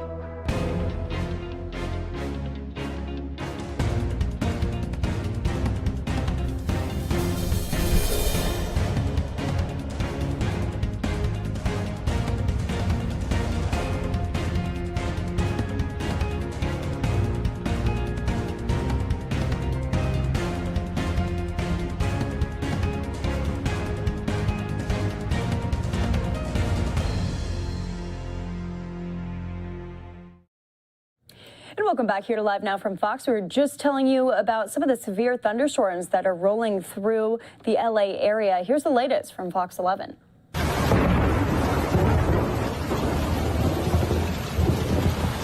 Yeah, that's how loud it was in San Gabriel, where thunder was accompanied by driving rain. That was also true back out here live in West LA for a little while. You can see that the pavement is all wet, but the rain is gone, and so is the thunder and lightning. But of course, Rick Dickert will tell you more about where it's heading. For now, though, I'm live in West LA. Let's send it back to you. And let's go to Rick Dickert with more. Rick. And that band of showers and thunderstorms that was rattling the studios here on the west side is now moving up to the north. I want to show you the radar and cloud composite here with the lightning strikes. You can see all of those lightning strikes across Southern California. This moisture coming up from the south. And as you can see, that's the band that moved through the west side. It's now trending up more to the north, but there's still some more activity to the south. That's why we're going to keep the showers and thunderstorms in the forecast throughout the overnight hours, even into the early morning hours tomorrow. The lightning that you saw out there, perhaps 5 times hotter than the surface of the sun, 50,000 degrees Fahrenheit. And that intense heating of the atmosphere is what causes the expansion and the thunder. You know how the lyrics go? Lightning before the thunder. And you can determine how far that lightning bolt is away from you just by counting. For every 5 seconds after you see the lightning, that's just 1 mile. Remember, when thunder roars, stay indoors, be safe out there. It will continue to be an active evening. So far, it is the west side that's experienced the most precipitation. I'll have those totals for you coming up in just a bit. Back to you, two. With that, we officially welcome you to Fox 11 News at 6. I'm Alex Michelson. I'm Marla Tejas here for Christine Devine. An ecological disaster is brewing along the coast of Orange County after that massive oil spill. So now crews racing against the clock to get all of it cleaned up before further damage is done. Chelsea Edwards live for us in Huntington Beach. Chelsea. Yeah, Alex, you know, there have been crews up and down this stretch of beach all day long. They've been using their hands, using sifters, even using rakes to clean up these small, they call them tar patties that are just dotted along the beach here. They've done a good job on this particular stretch. They only cleared, actually, those crews after some lightning strikes here in Huntington Beach. I want you to take a look off the coast. You can see dozens and dozens of ships, those ships all waiting to go to port. Authorities now looking into whether the anchors of one of those ships might be to blame for the spill. I would characterize the oil as sort of isolated ribbons or patches of oil. So it does cover several miles, and that is constantly changing. Constantly changing and moving south. Roughly 126,000 gallons of oil that leaked from an offshore rig pipeline in Huntington Beach. Teams from multiple agencies are working around the clock to clean it up. Undoubtedly, we're going to have oil on the beaches. We're trying to prevent that as much as we can. The president and CEO of Amplify Energy told reporters Monday that the company began investigating the leak as soon as it was discovered. Saturday morning, when we found the sheen, that's when we kicked in the incident command, like I said, ma'am. So we were not aware of anything Friday night. If there were reports, like I said, they did not come to us. He says he plans to send divers to inspect the pipeline, an idea that Orange County District Attorney Todd Spitzer is staunchly against. They shouldn't be able to go anywhere near that pipeline. They are biased, they're self-interested, and they're going to do everything they can to try to reduce their damages. The immediate damage from the beach closures is already apparent. Our sport fishing industry in Newport, our whale watching industry, our restaurants, it keeps people away. And so there are many, many impacts to people who make a livelihood, you know, off our harbor and off our ocean.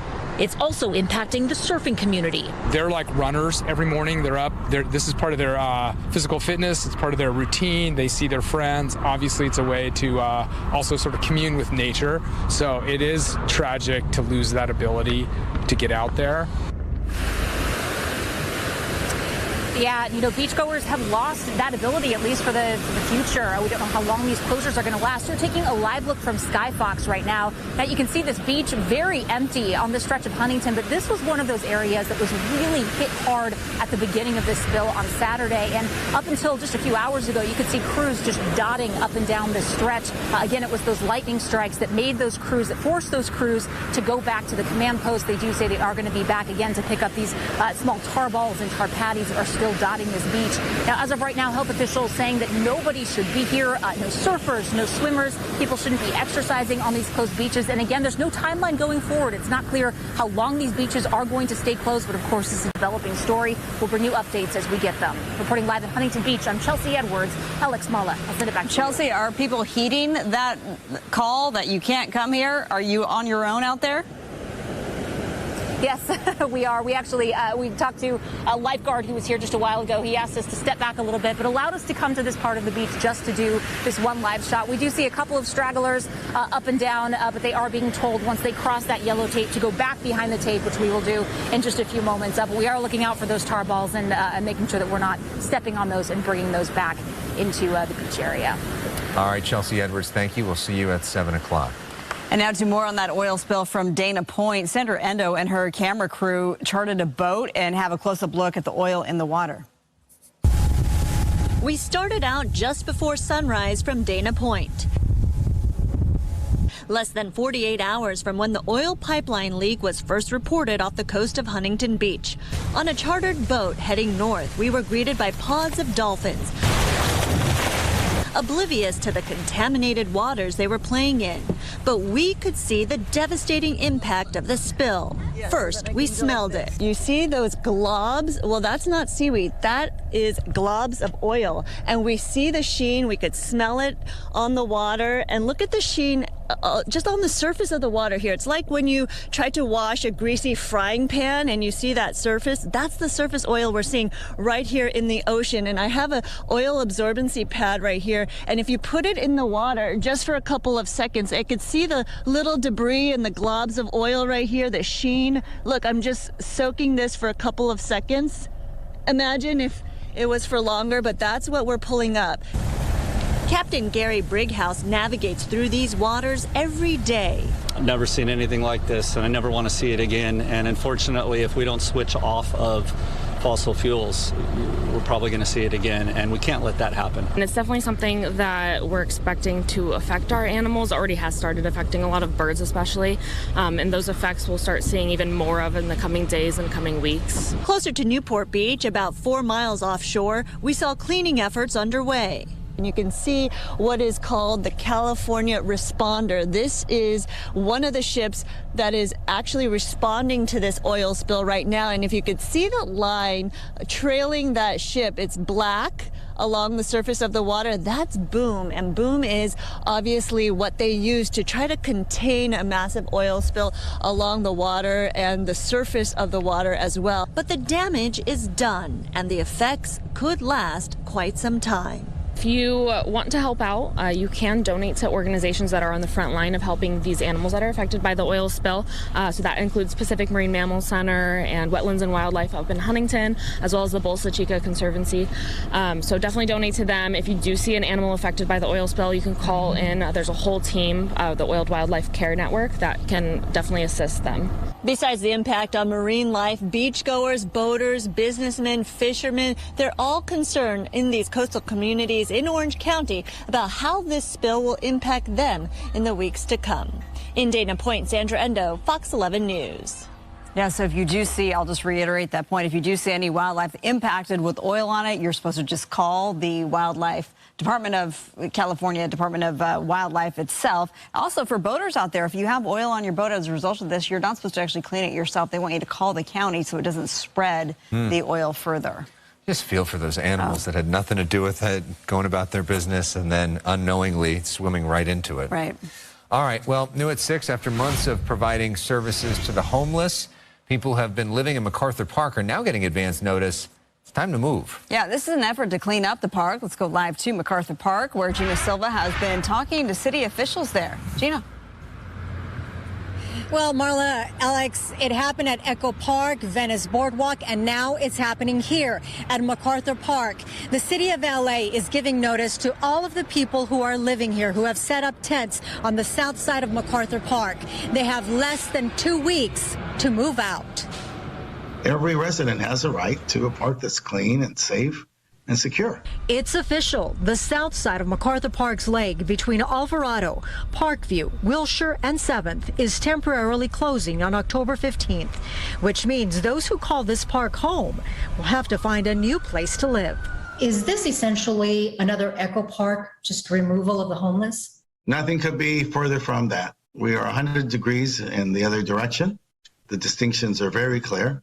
This is not an overnight operation. This has been going on since the beginning of the year. LA City Council member Gil Cedillo says 164 homeless people who were living at MacArthur Park have already been removed and given shelter. The city started doing this in January and plans to continue helping those experiencing homelessness. I don't want to get rid of the homeless. I want to house the homeless. And we're doing that. MacArthur Park is situated in District 1, a densely populated area. It's a place where somebody with a 2-bedroom apartment might have 10 to 14 people living there in a multi-generational household. And so the park is really a necessity for the quality of life for the people who live there. The plans for the park include new grass, lighting, and benches. The city is spending $1.5 million on this project. Now, the south side of the park will be closed on October 15th, and you can see right here, the poles are already all along the side here, and that's where the fencing will go up. It's unclear if the city will allow the homeless to come back once the park reopens, roughly in about 10 weeks after it closes. I'll send it back to you guys in the studio. When he says this is nothing like what happened in Echo Park, what specifically does he mean? What's specifically different about this? What Gil Cedillo mentioned was that Echo Park was done overnight. It was done quickly. They've been working at this since January, and that's why he says they've had teams out here talking with all of the folks that are living out here at Echo Park and getting them shelter. Now, I also asked, the question was, will you allow them to come back once the park reopens? And I kept getting the same answer. We're focused on getting them homes. We're not focused on them coming back. Is that realistic? Who knows? Only time will tell. Yeah, and of course, LA County City Council member Mitch O'Farrell, who represents Echo Park, would say that that was not done overnight, but I guess they each have their own perspectives. Gina Silva, thank you so much. Coming up, we will tell you about a surfer's close encounter with a shark after the break. Okay, so that was a portion of the coverage. Fox 11 Los Angeles talking about those severe thunderstorms that temporarily delayed those football games that were going on tonight, the Raiders and the Chargers. Sorry about that. Some weather in California, and then also the cleanup efforts that are underway because of the oil spill. We'll be going in and out of some of those aerial images as those boats are trying to get it under control. We don't know the timeline of when surfers are going to be allowed back, when things are going to get back to normal. Again, this is one of the largest oil spills in California history, so it's no joke. We're going to take a 2-minute break. When we come back, more of the top stories coming in from across the country, as well as the first day of the new term for the Supreme Court. What they addressed, we'll see you in 2 minutes and tell you.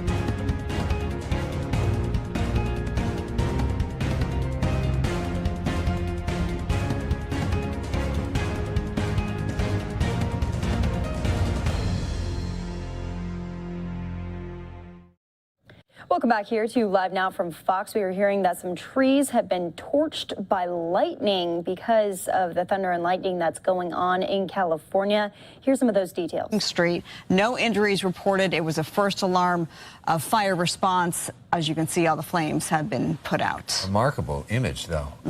48-year-old David Lohr sentenced today. Back in 20. Okay, so that was just some of the details. They say no injuries at this time, according to Fox 11 Los Angeles, but you can see those trees just torched right now. No active flames, so we know that firefighters have already taken care of it. But we were just telling you about the thunderstorm and the lightning that was brought along there. And this is a perfect example of that, high trees getting struck. Some more details coming up on all of that. Until we learn more, let's go out to some of what has been going on, not only on Capitol Hill, but the first day of the new term for the Supreme Court. And it's already been busy. Here's Fox's Caroline Shively with details. Protesters marched outside the Supreme Court on Monday, while inside, for the first time in more than a year and a half, the justices were back on the bench. God save the United States and this honorable court.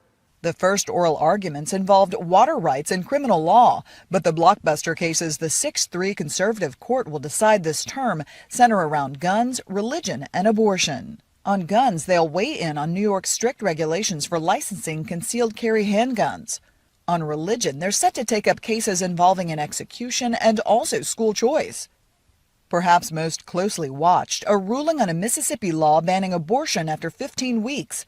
About a dozen more states have passed restrictions, and last month, the court refused to take up a Texas law prohibiting most abortions. Everyone has been focusing on the Texas abortion law, but sitting on the docket is something that could really roll back on Roe v. Wade. This as public opinion of the Supreme Court is at its lowest level in 2 decades. A recent Gallup poll showing confidence and trust in the judicial branch dropped from 67% to 54%. We also have the Biden commission looking at the question of whether there ought to be Supreme Court reform. So yeah, there is a bit of a heightened level of concern on the part of the justices that the public is losing faith in the court. Justice Brett Kavanaugh participated remotely after testing positive for a breakthrough case of COVID. In Washington, Caroline Shively, Fox News.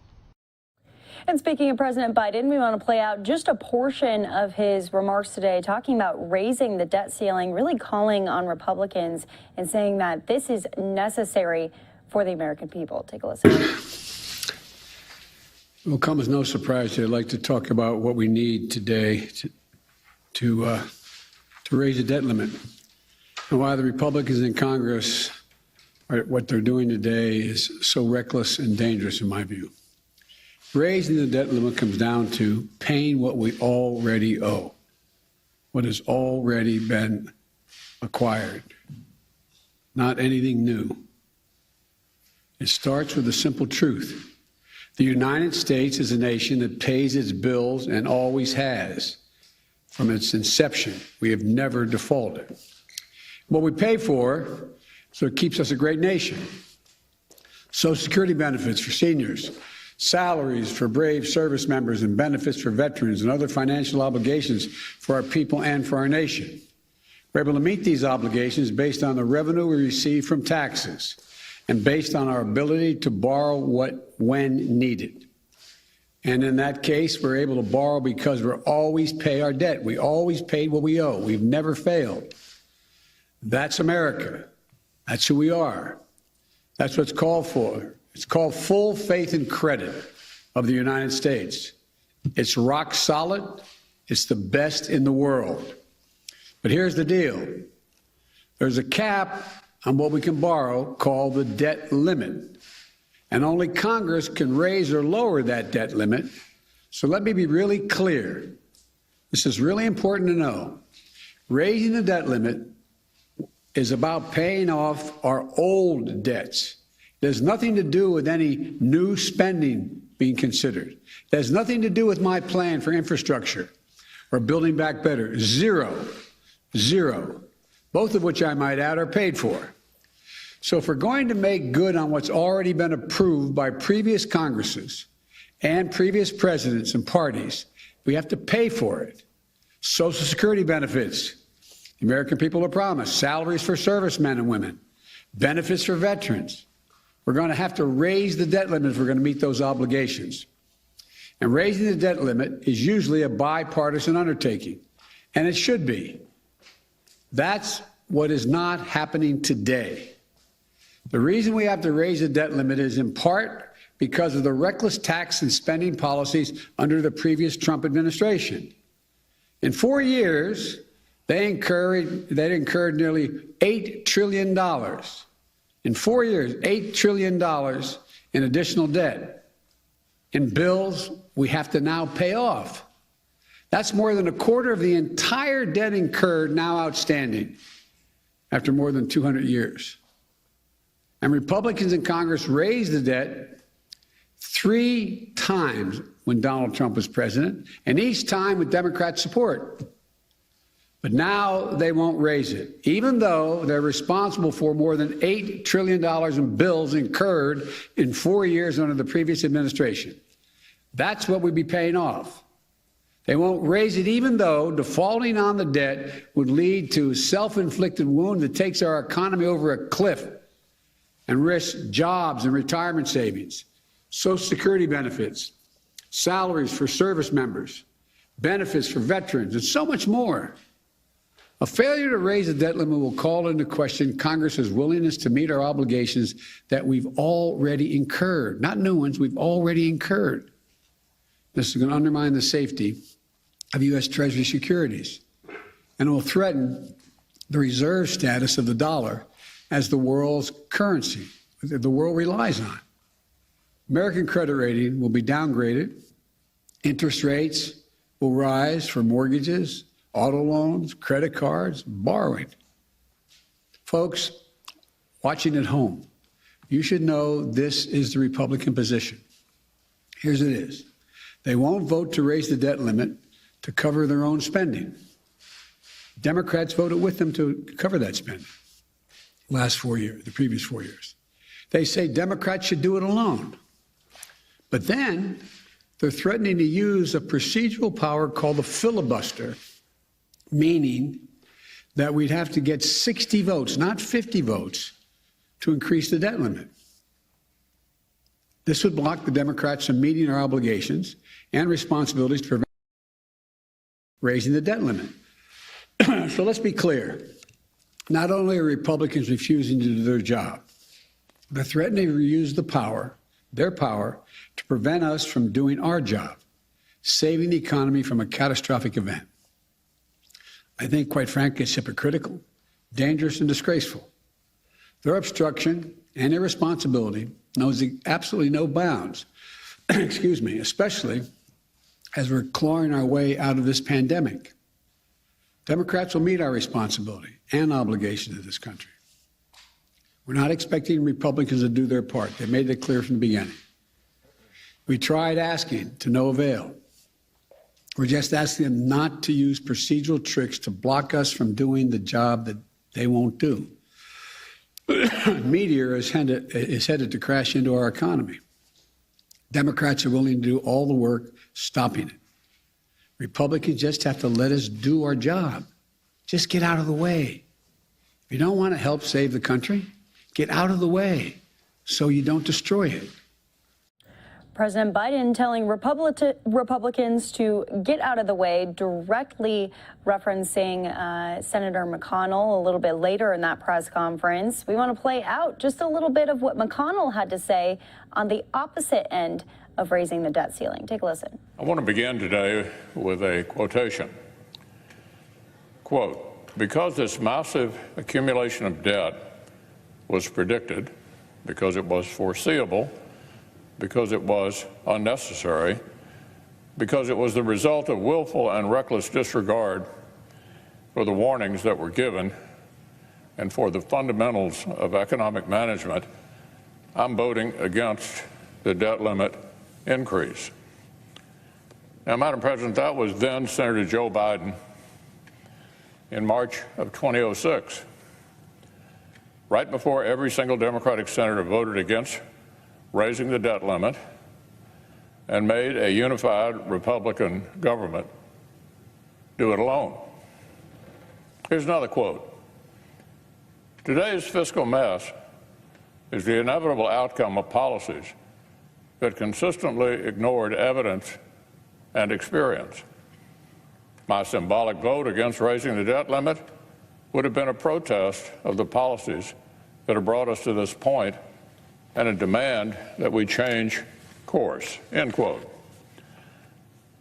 Well, that same speaker, then Senator Biden, 2 years earlier, in 2004, as Senate Republicans have made clear since last July, and as I reminded the President in a letter just this morning, his sentiments then are our sentiments now. His sentiments then are our sentiments now. For the last few weeks, Washington Democrats tried to forget that they lined up to oppose debt limit increases during unified Republican government. They pretended these votes are always bipartisan. Well, that was simply not true. So now our colleagues have moved on to yet another new argument that is equally flimsy. Now, they claim they'd be perfectly happy to handle this responsibility with 51 votes done one way, but they'd rather risk the nation's credit than doing it with 51 votes a slightly different way. Two different ways to achieve 51 votes. I'm not kidding. This is the position they're taking. The President said it today. The reconciliation procedure would be slightly more inconvenient, they said. A few more days, a few more votes they'd duck. The Democratic leaders running America are saying with a straight face that the entire U.S. economy should live or die based on the procedural convenience of Washington Democrats. Now, I've got no problem using the party line process over and over and over to spend trillions and transform the country. But now, for this purpose only, they suddenly and mysteriously find it unappealing. And that was just a portion of Senator McConnell.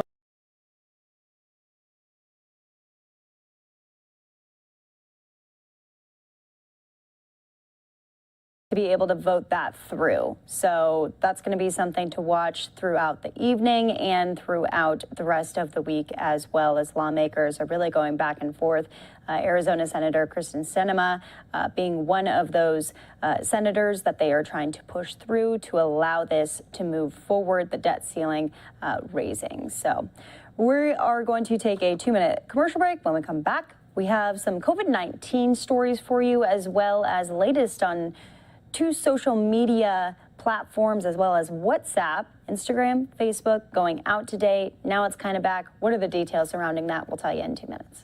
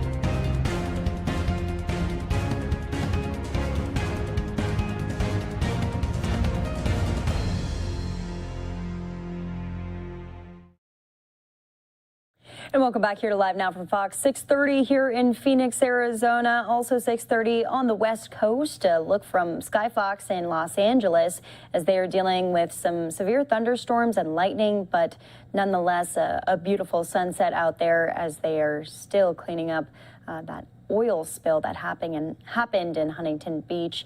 We'll have details on that later on in the stream. We want to go out to some COVID-19 news as hospitals are extremely busy right now, especially out in the Detroit area. Here's Fox 2 Detroit with the latest.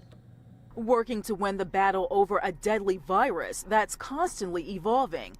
The more it spreads, the more that happens.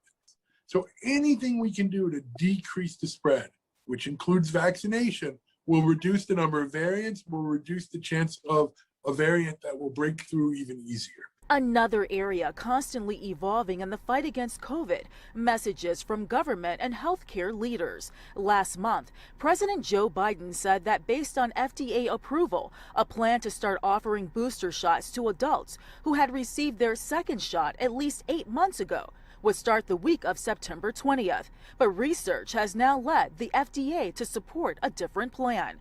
At this point, not never, at this point, we don't think that the general population needs boosters, because while we are seeing breakthroughs, those breakthroughs in general are not very sick. Doctors make it clear that officials are not sending conflicting messages. Instead, as the virus evolves, the plan of action must evolve also. The virus keeps changing. The pandemic keeps changing. Our tools to fight it keep changing. Medical professionals say one message that has remained constant in this fight is that the COVID vaccine works. And as schools return to face-to-face learning, doctors say it's the vaccine that will keep the doors open. You vaccinate the staff, you vaccinate the students who can be vaccinated. Masking must also be enforced. The number of positive kids and teachers in the districts that are mandating masks are far lower than the number in the ones who aren't. And don't forget social distancing. Social distancing, especially at times when you can't wear the mask. Lunch. Doctors say winning the battle over COVID is possible if those who are eligible for the vaccine got vaccinated and the misinformation about the vaccine would stop. It's just a frustrating time. We just want to protect people. We want to keep them safe. We want to keep them healthy. And the path to doing that is clear, right? But there's so much, misinformation out there, so much contrary stuff out there that's not backed up with significant proof. In Southfield, Ingrid Kelly, Fox 2 News. We thought that we should do this story after finding out Beaumont Health sent a note to their patients letting them know the ER situation is serious right now and they should consider all options before going to the emergency department. But how do you figure out if you should choose the ER? Well, we go into detail so you don't have to guess. These are unprecedented times. I've been doing this since 2003. I have never seen anything like this regarding staffing issue. You heard that exactly right. The emergency centers at Beaumont Health getting close to capacity isn't just a COVID-19 issue and the spread of the highly transmissible Delta variant. I have colleagues throughout the country that are suffering in this regard as well. So hopefully when that improves, and I am confident it will improve, things will get back to some normalcy. Beaumont Health sent this notice to patients, letting them know Beaumont's 10 emergency departments are nearly full and experiencing extreme numbers of patients, asking that they consider all options for treatment, like urgent care. Dr. Zafar Shamoun is the chief of emergency medicine at Beaumont Dearborn. Even with small things like common colds or the flu-like symptoms, or even if you might suspect you have a mild case of the coronavirus and you want to get checked, all our urgent cares are able to do that easily. So we've asked the community to help us out in that regard. They even sent this diagram that breaks things down simply. Consider urgent care for mild shortness of breath, injuries that aren't severe, cough, cold, or sore throat, mild rashes or skin irritation, fever or flu-like symptoms or earaches.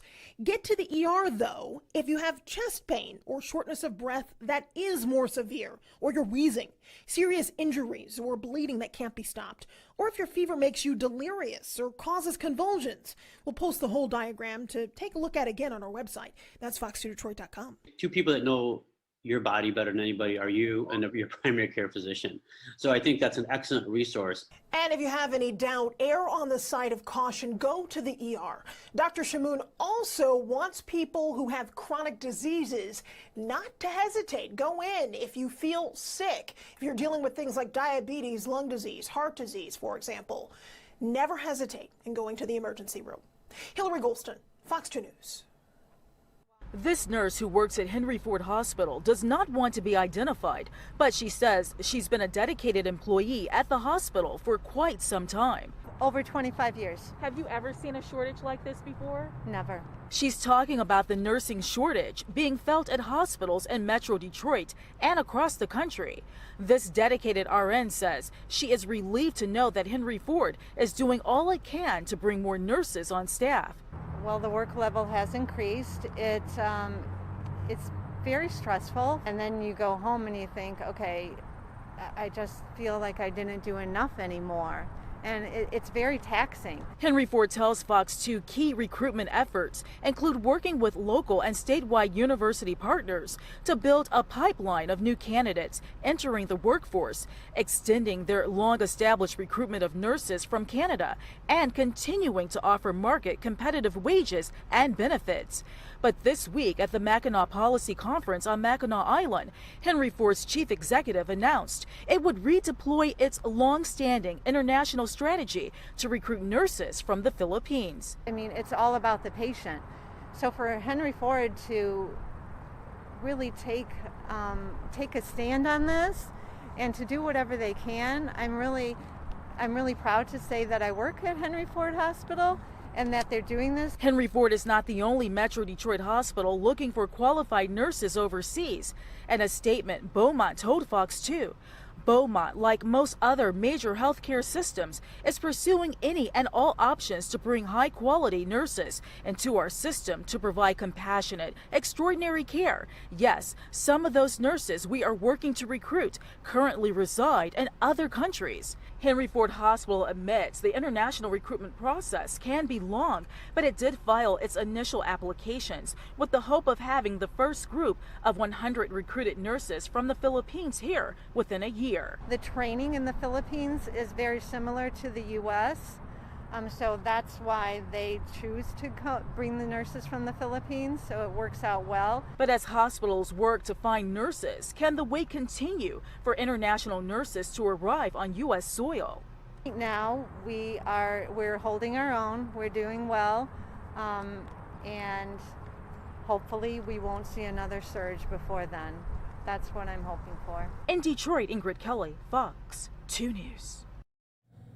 And tomorrow, President Biden will be visiting Howell, Michigan, which is about an hour outside of Detroit, to gear up some support for his Build Back Better plan, also addressing COVID-19, which is an issue out there in the Detroit area. We're going to take a 2-minute break. When we come back, we are talking about a new COVID-19 pill as well as an intranasal COVID-19 vaccine. That's right. You can learn about both of those things in 2 minutes.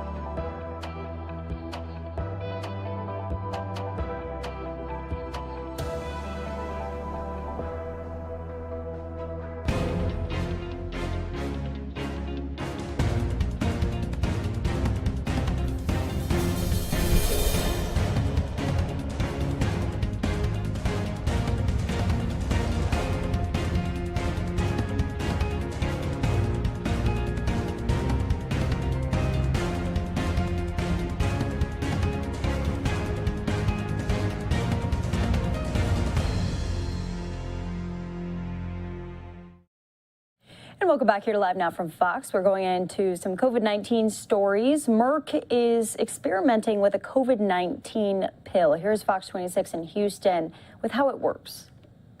A new oral medicine could give doctors a huge advantage in fighting COVID-19. Merck says it's developed an antiviral pill and it's ready to get approval from the FDA.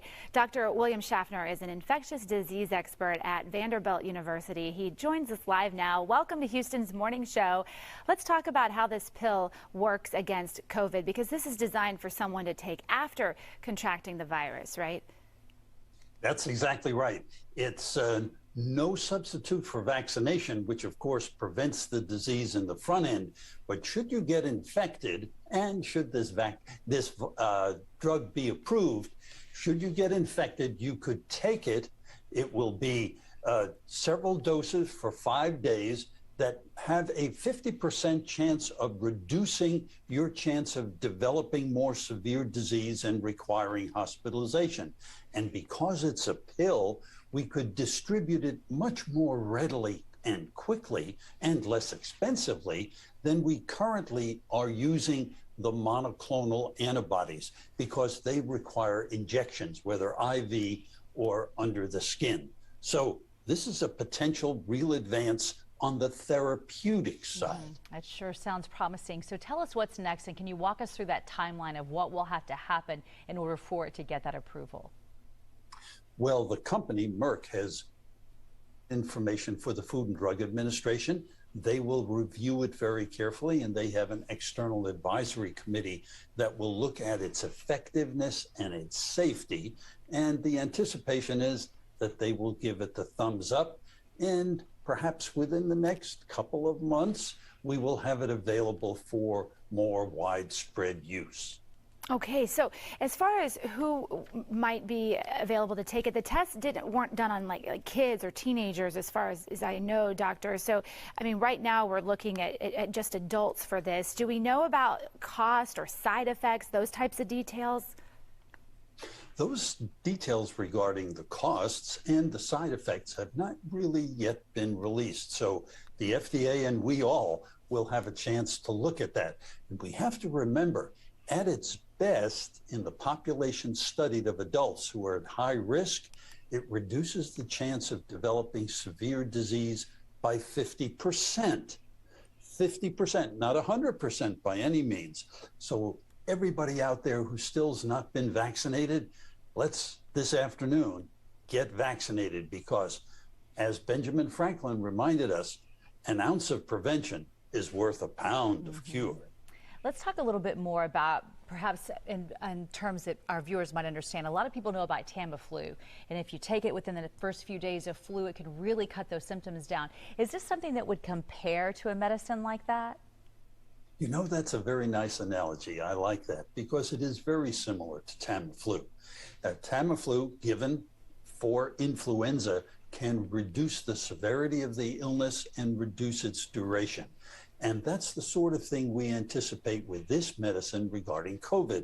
It will reduce the chance, 50%, of your developing severe disease, and may actually shorten the duration of the illness. We'll have to look at the data. But that would be an advance on the therapy side. We've been waiting for medicines to come along, and the understanding is that this is the first, probably, of several similar kinds of medicines that will come forward to the FDA from other manufacturers also. So we're working on two fronts simultaneously: more vaccines for more people, and also better treatments should you happen to become ill. Well, it could, like you said, be a game changer. Dr. Schaffner from Vanderbilt University, pleasure having you on Houston's Morning Show. Thank you. Take care. My pleasure. Thank you. And staying with COVID-19, what about an intranasal COVID-19 vaccine? Here is the latest again from Fox 26 in Houston. A University of Houston professor developed a COVID-19 vaccine that can be administered through the nose. So what is a potential benefit of this big development? This morning, we're joined by Dr. Naveen Varadarajan with the University of Houston to get some answers. Good morning to you. Welcome to Houston's Morning Show. Morning. Thank you for having me. Well, I am fascinated by what you've done here, and I know you're hoping to test it soon. So tell me more about this intranasal COVID vaccine. How would it work? So nasal vaccines have a big advantage because they're trying to stop the virus at the doorstep, which is your nostrils respiratory viruses. And so even though the intramuscular vaccines that hopefully most of us have gotten prevent hospitalization and death, you read about this concept of people having breakthrough infections. You have the vaccine and you still get an infection. Nasal vaccines have an opportunity to stop this and truly provide a pathway to ending this pandemic. Well, typically people do not like shots, and anybody you ask, they're probably going to prefer not to get them. But besides that, can you talk more about why this development is so important? Yeah, so there's two advantages, as you touched upon. One is the ease of administration. People like to get, nasal sprays as opposed to shots in their arms. The second is also just scientifically thinking about it. It provides a separate arm of immunity called mucosal immunity, which has the opportunity to prevent the spread of disease. It stops viral infection and spreading. All right, so let's talk about the effectiveness of it. How does that compare to an injection? Is there any way to say at this point? Yeah, so we've done only animal testing to this point. We hope to be in humans, hopefully mid to end of next year. But in animal studies, we've shown that the vaccine that we administer nasally is as good as any of the vaccines out there. But again, right, with the caveat that this is animal testing. The nice thing is we see responses very early. So the animals have an immune response as early as 7 days after administration of the vaccine. So it's quick, it's durable. We've shown that it's long lasting. So at this point, it's looking very optimistic. Well, it sure sounds exciting, especially the fact that you're right here in Houston and you're making something so huge happen. We know it takes time for something like this to come to life. So have you already gotten the approval to start it on people? And when would you expect that this could be an option for people to get this type of vaccine? Yeah, we have not started the process. We will need time, as you mentioned. It's a slow process. And, the discovery came out of my academic lab here at the University of Houston, but then translating this to humans required me to found a startup company, and the startup company Autovax Therapeutics is trying to bring this to humans. I anticipate that this is going to take us about an additional 6 to 10 months before we can start human trials. And it sounds like a long time from now, but from what we're hearing from scientists, they do expect for COVID-19 to be around for a very long time. Is that what makes you feel comfortable, that knowing that this is going to be years out, that there's still plenty of time to get it to people in the future? That is correct, right? I think it's well recognized now that this is going to be with us for a while. The question is, how effective are the current generation of vaccines? How long are they going to last? Do we need booster shots? All of the immunocompromised and elderly are already getting a third shot in the United States. In Israel, it's the 4th shot. So it's clear that the disease is going to be, the virus is unfortunately going to be around for a while. Mm-hmm. So the question is, how can we look for newer platforms that can prevent viral spreading and end this pandemic once and for all? Well, we've seen an intranasal spray for flu to help fight it, that type of vaccine, and now you're taking it to the whole new level. Good luck in all you do, and I hope you'll keep us up to date with what's going on with this. We'd love to follow you along your journey. Absolutely. Thank you so much for having me. We're going to take one last break here on Live Now from Fox. That was Fox 26 in Houston. When we come back, we're talking about those social media outages that happened today. Facebook, Instagram, WhatsApp, they are restored a little bit, but we brought on an economist to talk about how this affects all of those companies and all of you sitting at home. We'll see you in 2 minutes.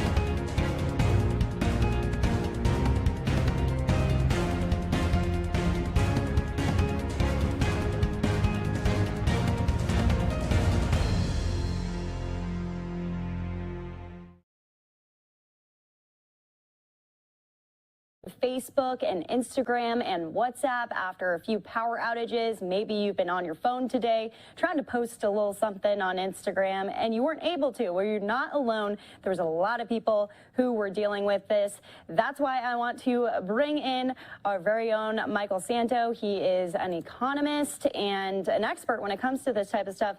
Michael, thanks for being on the show. Welcome. So tell me, what kind of runoff is this going to have going into the rest of the week for Facebook?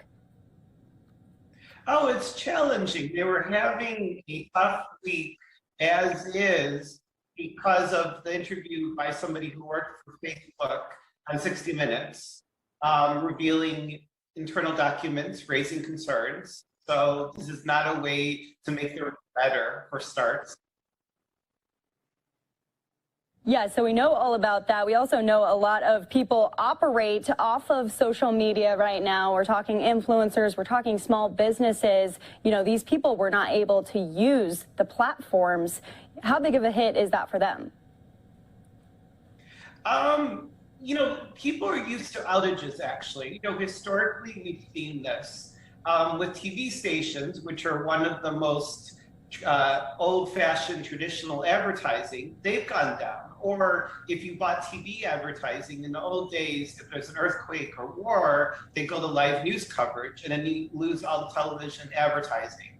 We saw AOL in the 90s at one point have a total failure for about like 24 hours. So historically, when a company has an outage for a day and it's isolated, it doesn't really cause a lasting damage to the brand necessarily, or a loss of subscribers, and the customers and clients dependent on that firm are able to adapt. They're, fortunately, 24 hours, they don't switch to another service. They're just down for a day. So, people are resilient to that historically. With that being said, though, this is being reported as the worst outage for Facebook since 2019, which took their site off for 24 hours. This one only took it off for about 6 or 7 hours.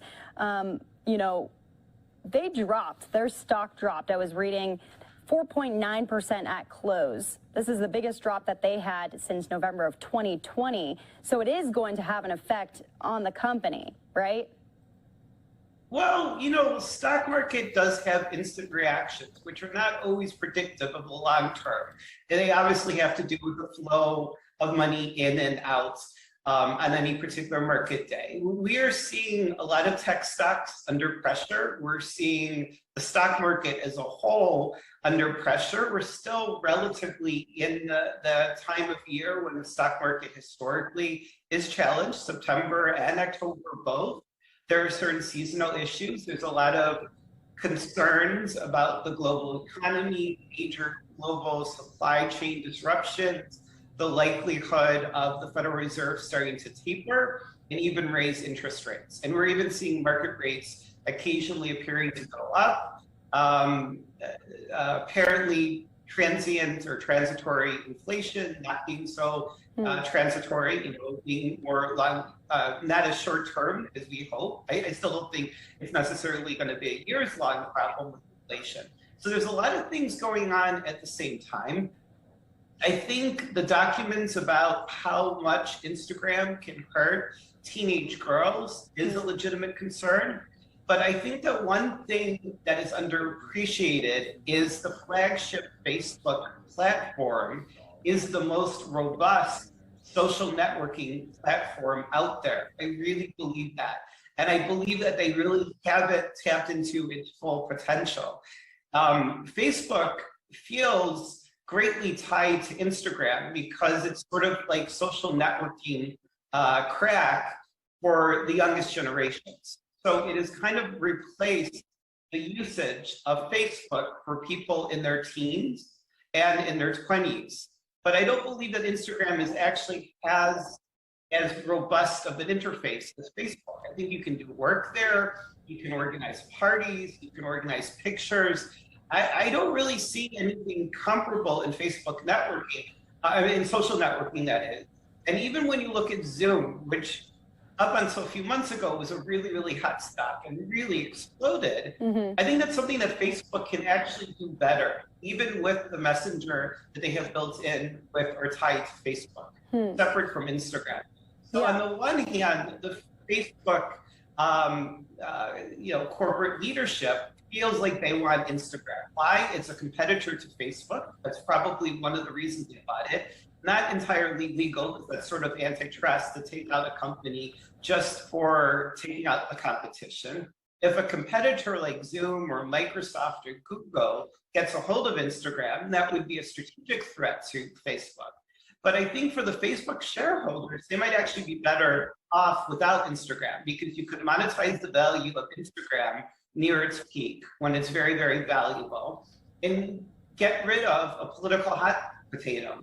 I don't think that Instagram is necessarily intrinsically evil. I think it's another type of communications system, but intrinsically it encourages, especially women, and people in our society, particularly young teenage girls, to really focus on their image to such an extreme. So that was just a portion of that interview with Michael Santo, an economist, talking about how the outages have affected people and how it's going to affect Facebook as a company as well. He went on in the interview to talk about the fact that this might make them better in the long run because they're going to see where they went wrong and hopefully be able to fix that. Well, thanks for being with us here on Live Now from Fox. Heading into the 7 o'clock hour, we want to move into the latest